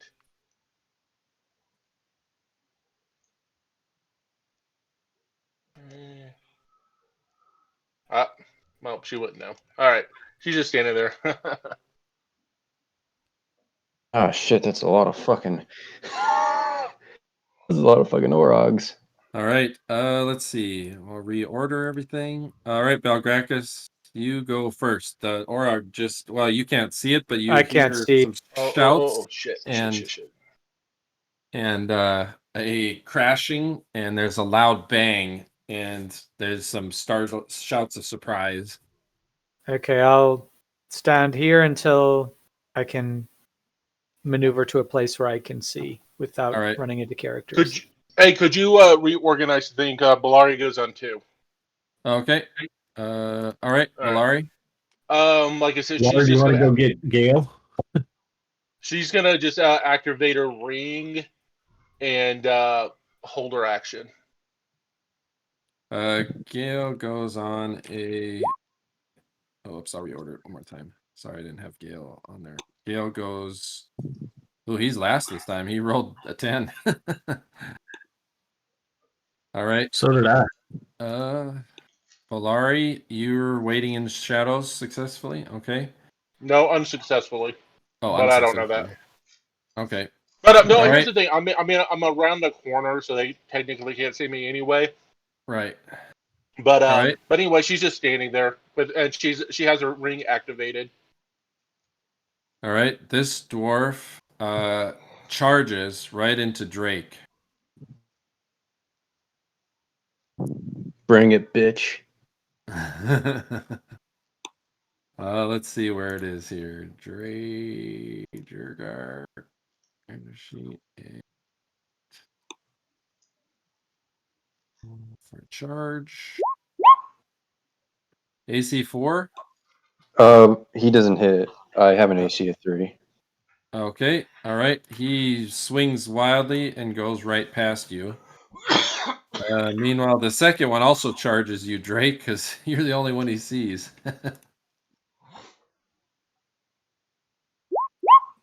And he also charges right by you and comes face to face with Fock. And he's like he mouths the word Fock. He doesn't know it's Fock, but he says Fock. All right. An Ogrillion bursts through the door, and well, Drake, you're right there, so you're going to get wailed on here. So his first attack, AC of 14. That's pretty bad. Doesn't And hit. second attack. Oh god. All right, he missed. Jeez, I'm getting lucky as hell. I should All have right, cast that's a their turn. All right, Drake, your turn. You're now surrounded by an Orog, an Ogrillion, and 2 Durgar fighters that are crazed and still have the markings of Nerul on them. Shit. And I'm not able to cast a spell until my next turn. The thing I probably could do is try to get the fuck out of there. But actually, You could maybe get on the other side of Fock. Is there room to do that? If you had tumbling or something, you could. Otherwise, you're gonna have to melee it out of here. I'm gonna melee this Dorgar with my spear. That's the only thing I could probably do. All right. All right, so Drake, you flip around as he charges past you and thrust forward with your spear. What level are you? I'm level 6 fighter, level 5 mage. Well, you should get 2 attacks then. No, I think it's 1 attack for if you're level 6. Let me check. I thought you got 3 every 2. I have my Black Player's Handbook here, so. In the future, if the bad guys are charging towards you, set that spear. What was that? You can Set set the spear? that spear. Oh, like, oh yeah, doesn't that do damage to those who try to charge at me? Yes.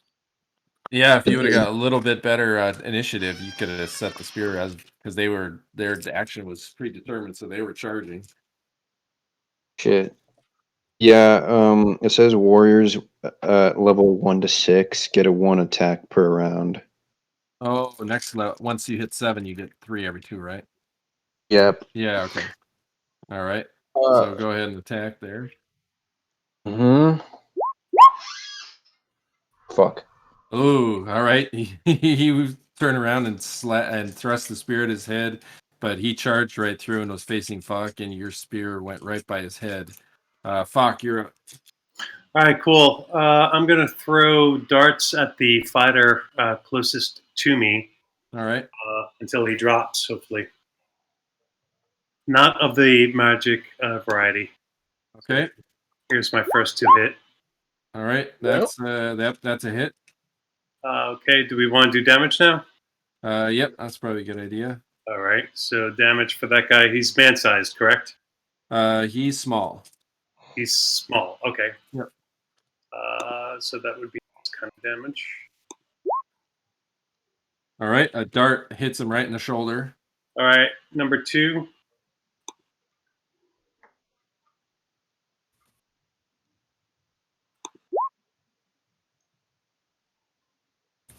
Yes, that also hits. Okay. Here's your damage. Same guy. All right. That dart hits him in the other shoulder. All right. Here's dart number 3, trying to hit him. Yep, that hits. And here's damage for dart number 3. Ooh, that's a big one. That hit him right in the chest. He staggers backwards, surprised. Still alive, huh? Oh, yeah. All right, dart number 4. Yep, that hits. And damage.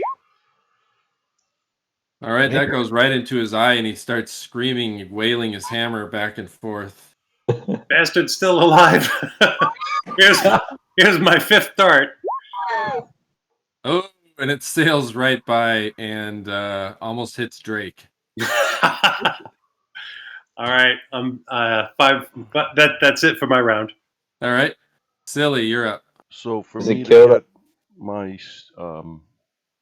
sneak damage from here, do I have to make another check, or is my hidden shadows good enough? Just make a roll silent or a move silent check. Oh, okay. And then you can backstab. Yep. Okay.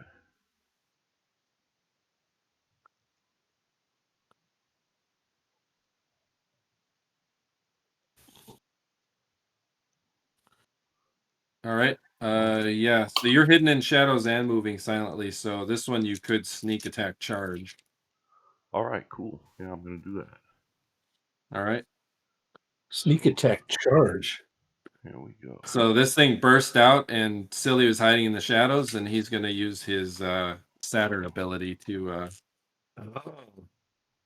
You're gonna headbutt him.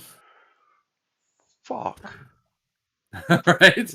Doesn't Silli, AC you 6 go. hit? No. You go spring, and you roll the plus. That's with a +2, right? Yeah, +2 and the +4 for the backstab. Oh, all right. You go springing forward and crash and headbutt this wall. All right, Just this reverberating crack.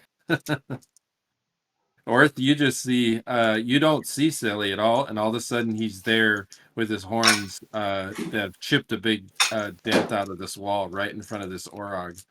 The Orog. Do I get my dagger attacks for it? Yeah, you could get one a dagger. Yep, you can get one dagger off as you shake yourself off. Reminds me of the goats back on the farm. Ooh, damn. All right, well, you critically hit with the dagger. And that is triple damage. Wow. Okay.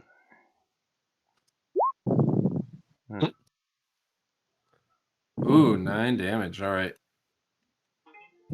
And can I tactfully retreat, or was that part of my? No, that's part of your that's part of your my movement with the charge.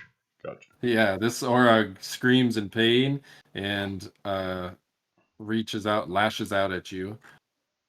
Let's see. He gets 2 attacks. AC of 10. Misses. AC of 6. Misses. Ooh, all right. Wildly attacks. This Orog moves up here. This one moves here. And this one moves to here. And they're kind of bottled up in this doorway. So, Alleseto, you're up. All right, so they're just Orogs. Looks like there's an Agrillion that's peeked his head out the door. You probably could just see him.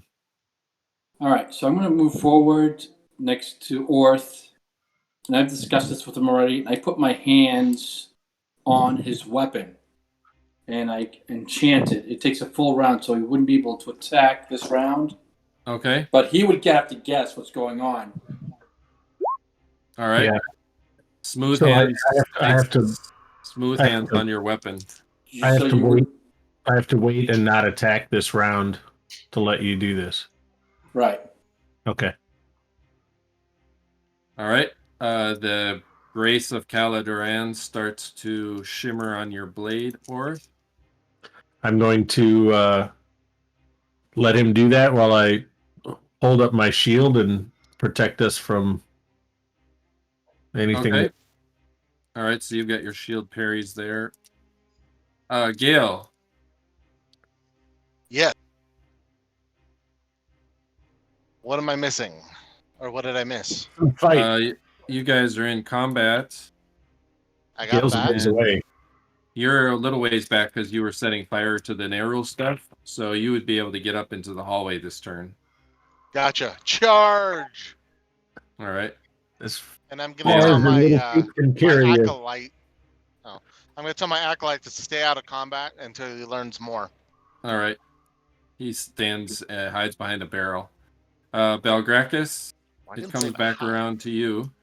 Okay. Step up here.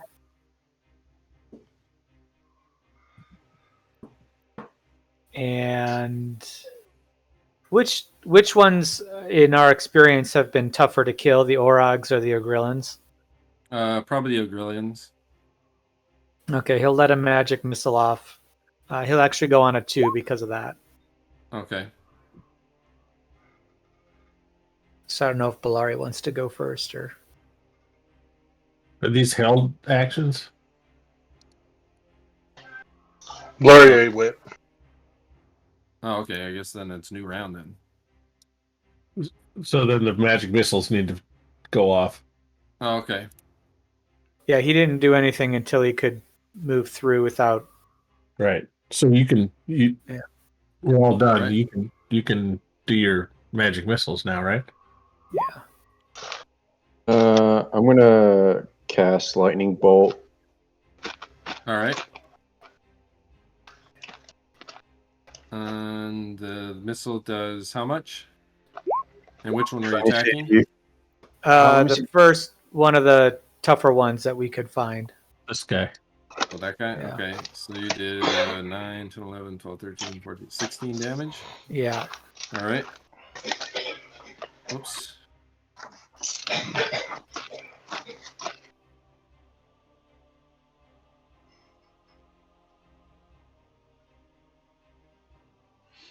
All right. New round. Go ahead and roll initiative.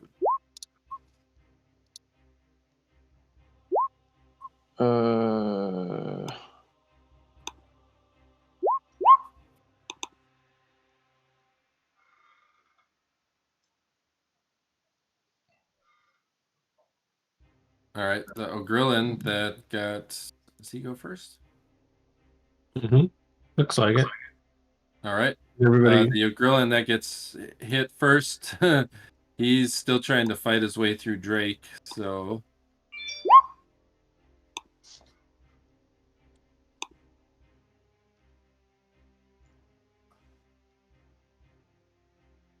He attacks. I gotta mention. He hits. Oh, he critically hit you, Drake. Yeah, I gotta mention that within 5 minutes I'm gonna leave soon. Oh, okay. Double damage. Ooh, 12 24. 24 damage. 24 damage. Ouch. Literally 1 hit point. He's the only one that can go. Silli, you're up. Okay. I'm gonna hit him with the horns. All right. The Orog? Or the Agrellian? Oh, yeah, that hits. The Yep. Orog.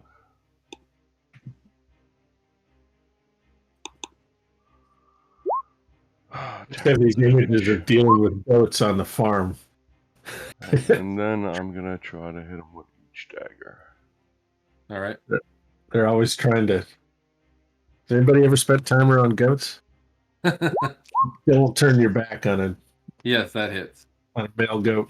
Okay, +2. Come on, always fucking ones. Oh, that knocks him. That knocks him down, and he's now unconscious on the floor. Yeah, that's a lot of ones. I'm gonna. All right, Drake. Can I stab this guy with my offhand? Yeah, but you'll be at a -2. Yeah, I've already got that factored in. Okay. Fucking. For some reason, it's not rolling my initiative. Then I'm gonna. That's a miss. I'm gonna tactically retreat 1.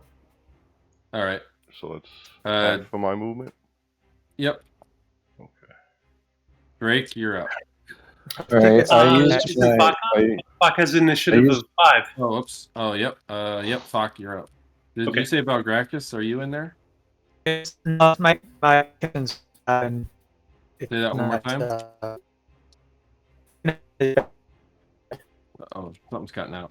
Sounds breaking up. Anyway, I'm going to throw darts at the guys nearest to me until they drop. All right. Dart number 1. That one misses. Goes by that guy again. Dart That number one 2. hits. All right. And it does. Did it hit the guy that was already hurt or no? Yeah. Yep. And it goes into his other eye, and he finally falls over dead. About time. A look That was of dart rage number on 2. his face. Impotent rage. All right. We're going to throw the remainder of the darts at the next closest guy. All right. And Yep, that's a hit. okay, and here's the damage for number 3. Ooh, big damage. Here's my throw at number 4. Ooh, that's a miss. And here's my throw at number 5. Yep, that's a hit. And there is damage. Ooh, another big hit. All right, that dwarf turns around and runs to attack you. Okay. What was Belgrakas saying he was at? Is he back on?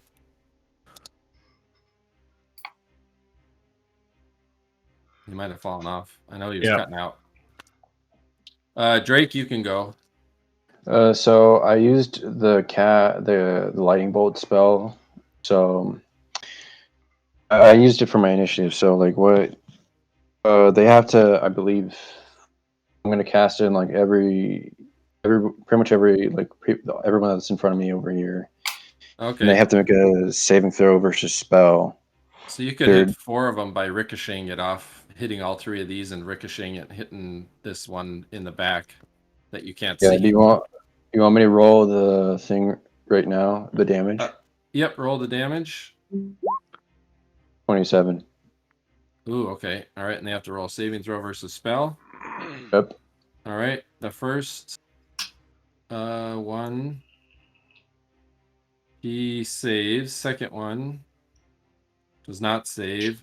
Third one saves, and the last one does not save. Okay, so the one that saved takes half damage, right? Yep. Rounding down. All right, so he takes 13. He takes 27, and he falls over with smoke rising out of himself. This one takes, and his hair is all sticking up on end. And then you hear a morbid scream down the far depths of the hallway you can't see, and then it's abruptly cut off as the lightning tears out its vocal cords. And it falls forward, face down, dead and smoking. And I'm gonna. Is it possible I can try to move down over there after I cast a spell? You could move this way behind Fock, because now this All dwarf right. is dead. Yeah, I'm gonna move behind Fock. I'm gonna dive behind him. All right. And that's it for me. I'll see you guys next week. I'll see you Saturday, Warren, because I'm available Saturday. Oh, okay, sweet. Yeah, this is our last. After this encounter, we're gonna hang it up anyways. So you'll see your experience show up in the thing. See you guys later. Later. Right. Nice to meet you. Bye. See you. Bye. All right. Game, this guys. Orog All right. can't do anything, so he's Orth gonna now has hold a his flaming turn. sword. All right, Orth, you're Has a up. flaming sword. Steps right. forward, puts one into the Sogrillion.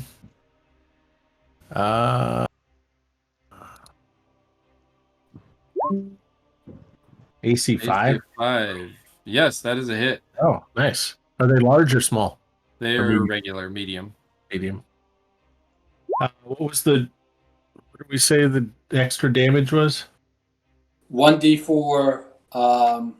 It's +1 per 2 levels. I'm level 7, so does he get 3 or 4? So here's the sword damage. Oh, All he's dead. +3 die 4. Ooh, all right. You slash through with your flaming Caladoran sword and kill this Orgrillion. And then can I step forward? He's been electrocuted and burned now. Yeah. I'm going to step forward and hit this Orog here with the second shot, which is AC -1. Yep, that hits. We get this. 9 damage plus the flame damage. 1d plus 3, I guess. Yeah. 1d4 plus 3. Yep. Ooh. All right. Another 6, and then I take 1 damage this round. Yeah. All right. The now the orgs that we're holding, they move up and savagely attack Orth. Okay. Orth, you're about to be savagely attacked. Okay. Oh, it critically misses, so you get an attack on him. Okay.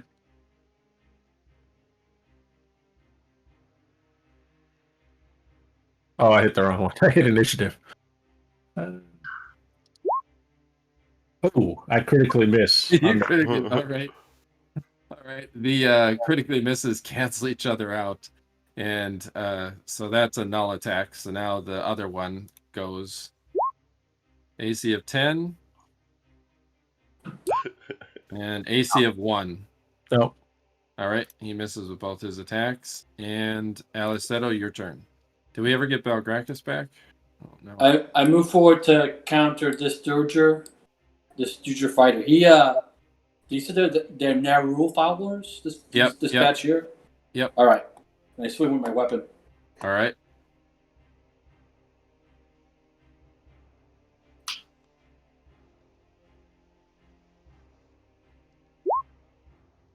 Ooh, your first attack misses. Do you only get one attack? Actually, no, I get another one. Okay. Backhand. Oh, both of them miss. All right, he attacks. Actually, no, this one's mad at Fuck. He's attacking Fuck. All right, this Durgar fighter is making the. Do we get Belgrakas back? All right, AC of 4, Fuck. Oh, his internet is down, he said. No, that's a miss. I'm AC 1. All right, and on his backswing, AC of 9 is a miss. So, Correct. All right, Gale. Yep. I am going to charge the nearest enemy. All right. You could charge past Orth and probably hit that Orog. Sounds good to me. All right. Where's he going to stand? What's that? He's small. He can fit. Shoot, if I can move this. Elbowing through the doorway. Pretty much. I take it with a charge I can only attack once, right? Yep. Okay, perfect. So Gale comes budging in right past Orth, and out of my way, my kill. Sometimes it pays to be small, right? Yeah.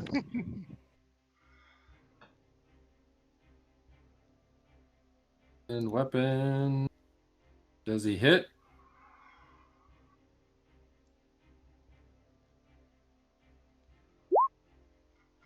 AC 5? I don't think so. Is that with the +2? Yep. That misses. It manages. He sets himself and parries your hammer blow. Belari. Belari takes a 5-foot step because she's been kind of swinging her sling. Right. Can I hit him over Gale's head? You could hit him. I don't think you could hit him because there's a wall right here. But yeah, you could hit him through the door. All right, then I'll sling bullet that guy. All right. Let's see. Here we go. Boop. And boop. I don't think so. Oh, no. The sling bullet bounces off the wall and goes clattering down the hallway, landing on the corpse of the electrocuted one. All right. New round.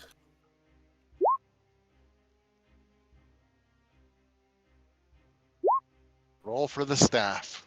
All right. Are any Ogrillians left alive? Are they all dead? Well, the Ogrillians all died. All right. Who's first? Oh shit, we're doing initiative? Yep. Yeah. I gotta roll, sorry.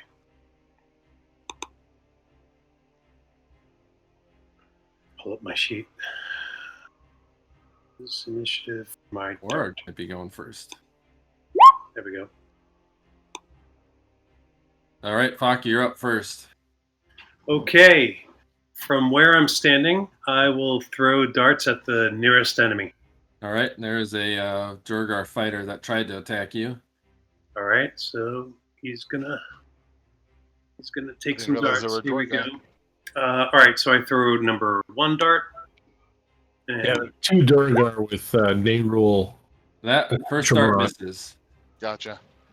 Sorry, that's a miss. First dart miss. Yep. Okay, thank you. Here's number 2. Ooh, that also sails by.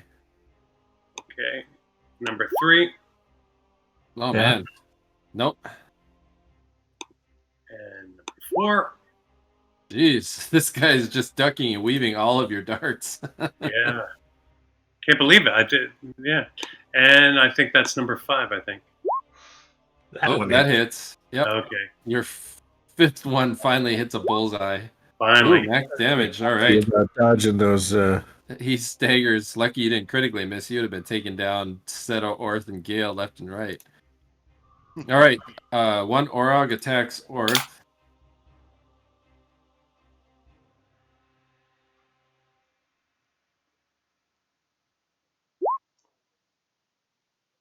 And his backswing. Oops. I guess those both missed, huh? Yeah. And Gale gets attacked. Bring it. AC 5 and AC 4. Both misses. All right, Orth, you're up. The one in front of me. All right. Taking the wrath of that sword Yes, that hits. with that. Plus- And he dies. Oh, okay. I didn't get to do flame damage. All right, and then the other one. AC 2. Yep, that hits. Oh, 5 damage plus come on. 5. 10. Ooh. All right. He screams as the hair singes off of him. Belari? Belari rushes forward, activating her ring, and she's going to tumble through everybody to get behind them. Okay, go ahead and make your tumbling. Actually, you're insubstantial. Technically, can you run through them or can they hit you? Well, the only way they can hit me if they have magical weapons. Oh, okay. So I want, and just in case they do, I'm just gonna assume that they do, Okay. and tumble the proper way. All right. Hopefully. Oh, yeah. You do a backflip Alright. somersault and land right on top of this guy. This dead corpse. There we go. What do I see down here? Let's see. From the illuminated area, you can see a hallway and you see some doors that are open. They look like prison cell doors. All right. So what I'm gonna do is I'm gonna actually slip around, like slip over here to get out of sight of any of these guys. All right. And that's my turn. All right, Silli. Okay. Where did he go? Oh, he's way back there. Can I, from this point, can I try to move silently? All right. Yeah, you could. Okay.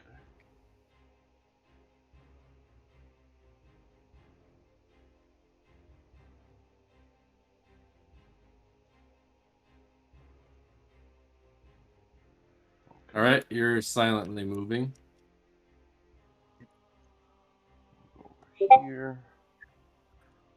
Over here, and I'm going to horn this fucking Dwargar. All right.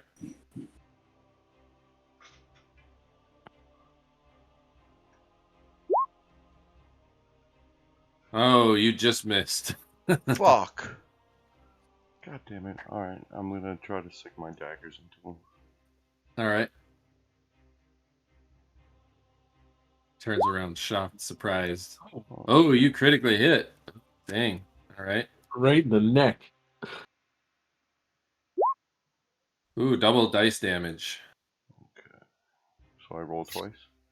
Yep. Awesome. More ones. Wait a minute. And Your damage might be broken. Roll that like 10 times. He falls dead down to the ground. Dagger holes in his neck. Gale. Yeah, just bad shit luck. That's all it is. Yeah. Okay. So the one in front of me was killed, wasn't it? Nope, he's still alive. Oh, okay. I'm gonna whack at him twice. All right. Oh, the first attack misses, and the second attack hits for 11 Ouch. damage. All right, he is just wavering on his feet, almost put out of his misery. Alleseto, you're up.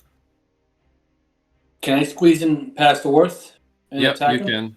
Great. Yep, you So can that go will right swing. there. Yep. A little person coming in under my arms. Yes, that's a hit, Alleseto. Yeah. Seto gets a kill. Ooh, 3 damage. The Yeah. Orc falls dead at your feet. Right in front of Gale. You stole Gale's kill. All right. New round. Everybody roll for initiative. All right. You've got a enraged Orog. Fighter. Initiative.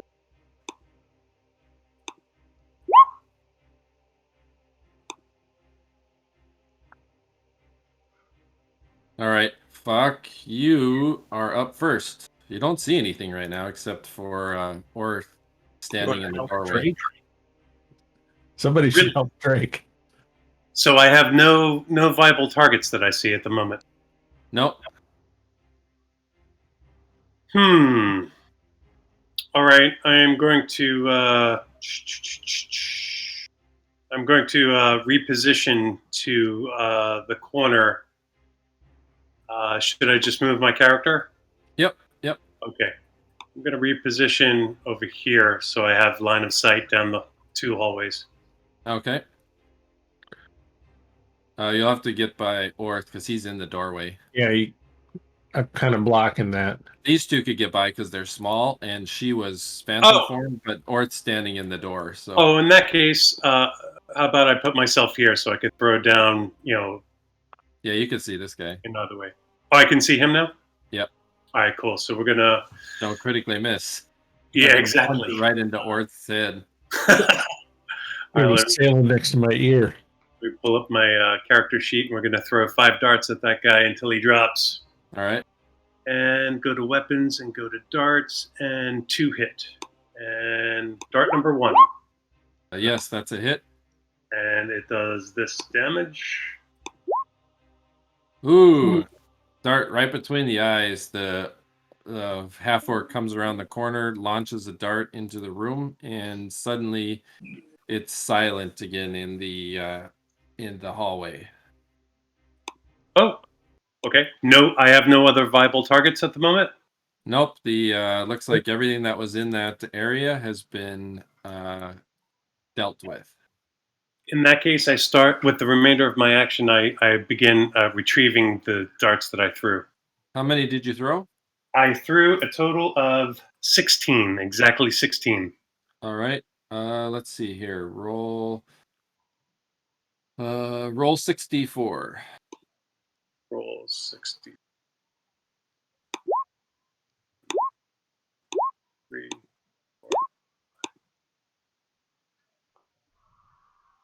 If you ever want, you can also just, if you ever want to do it in ease succession, just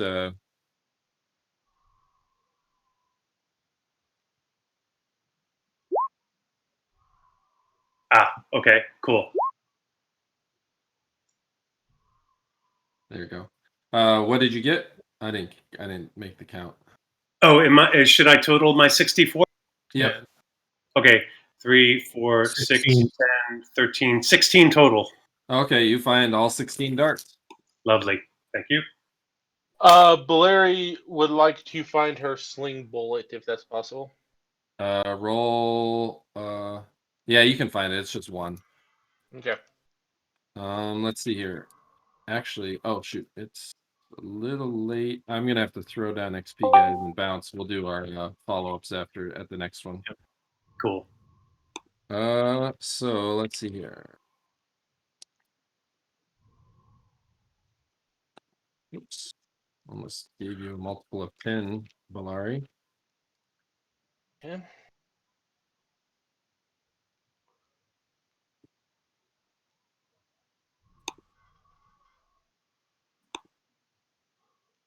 Let's see.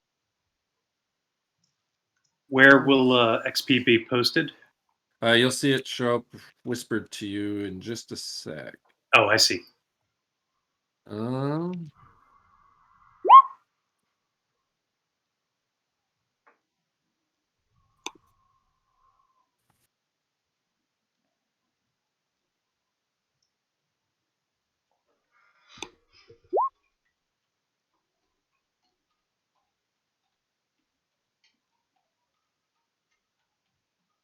Getting close to that level 9, but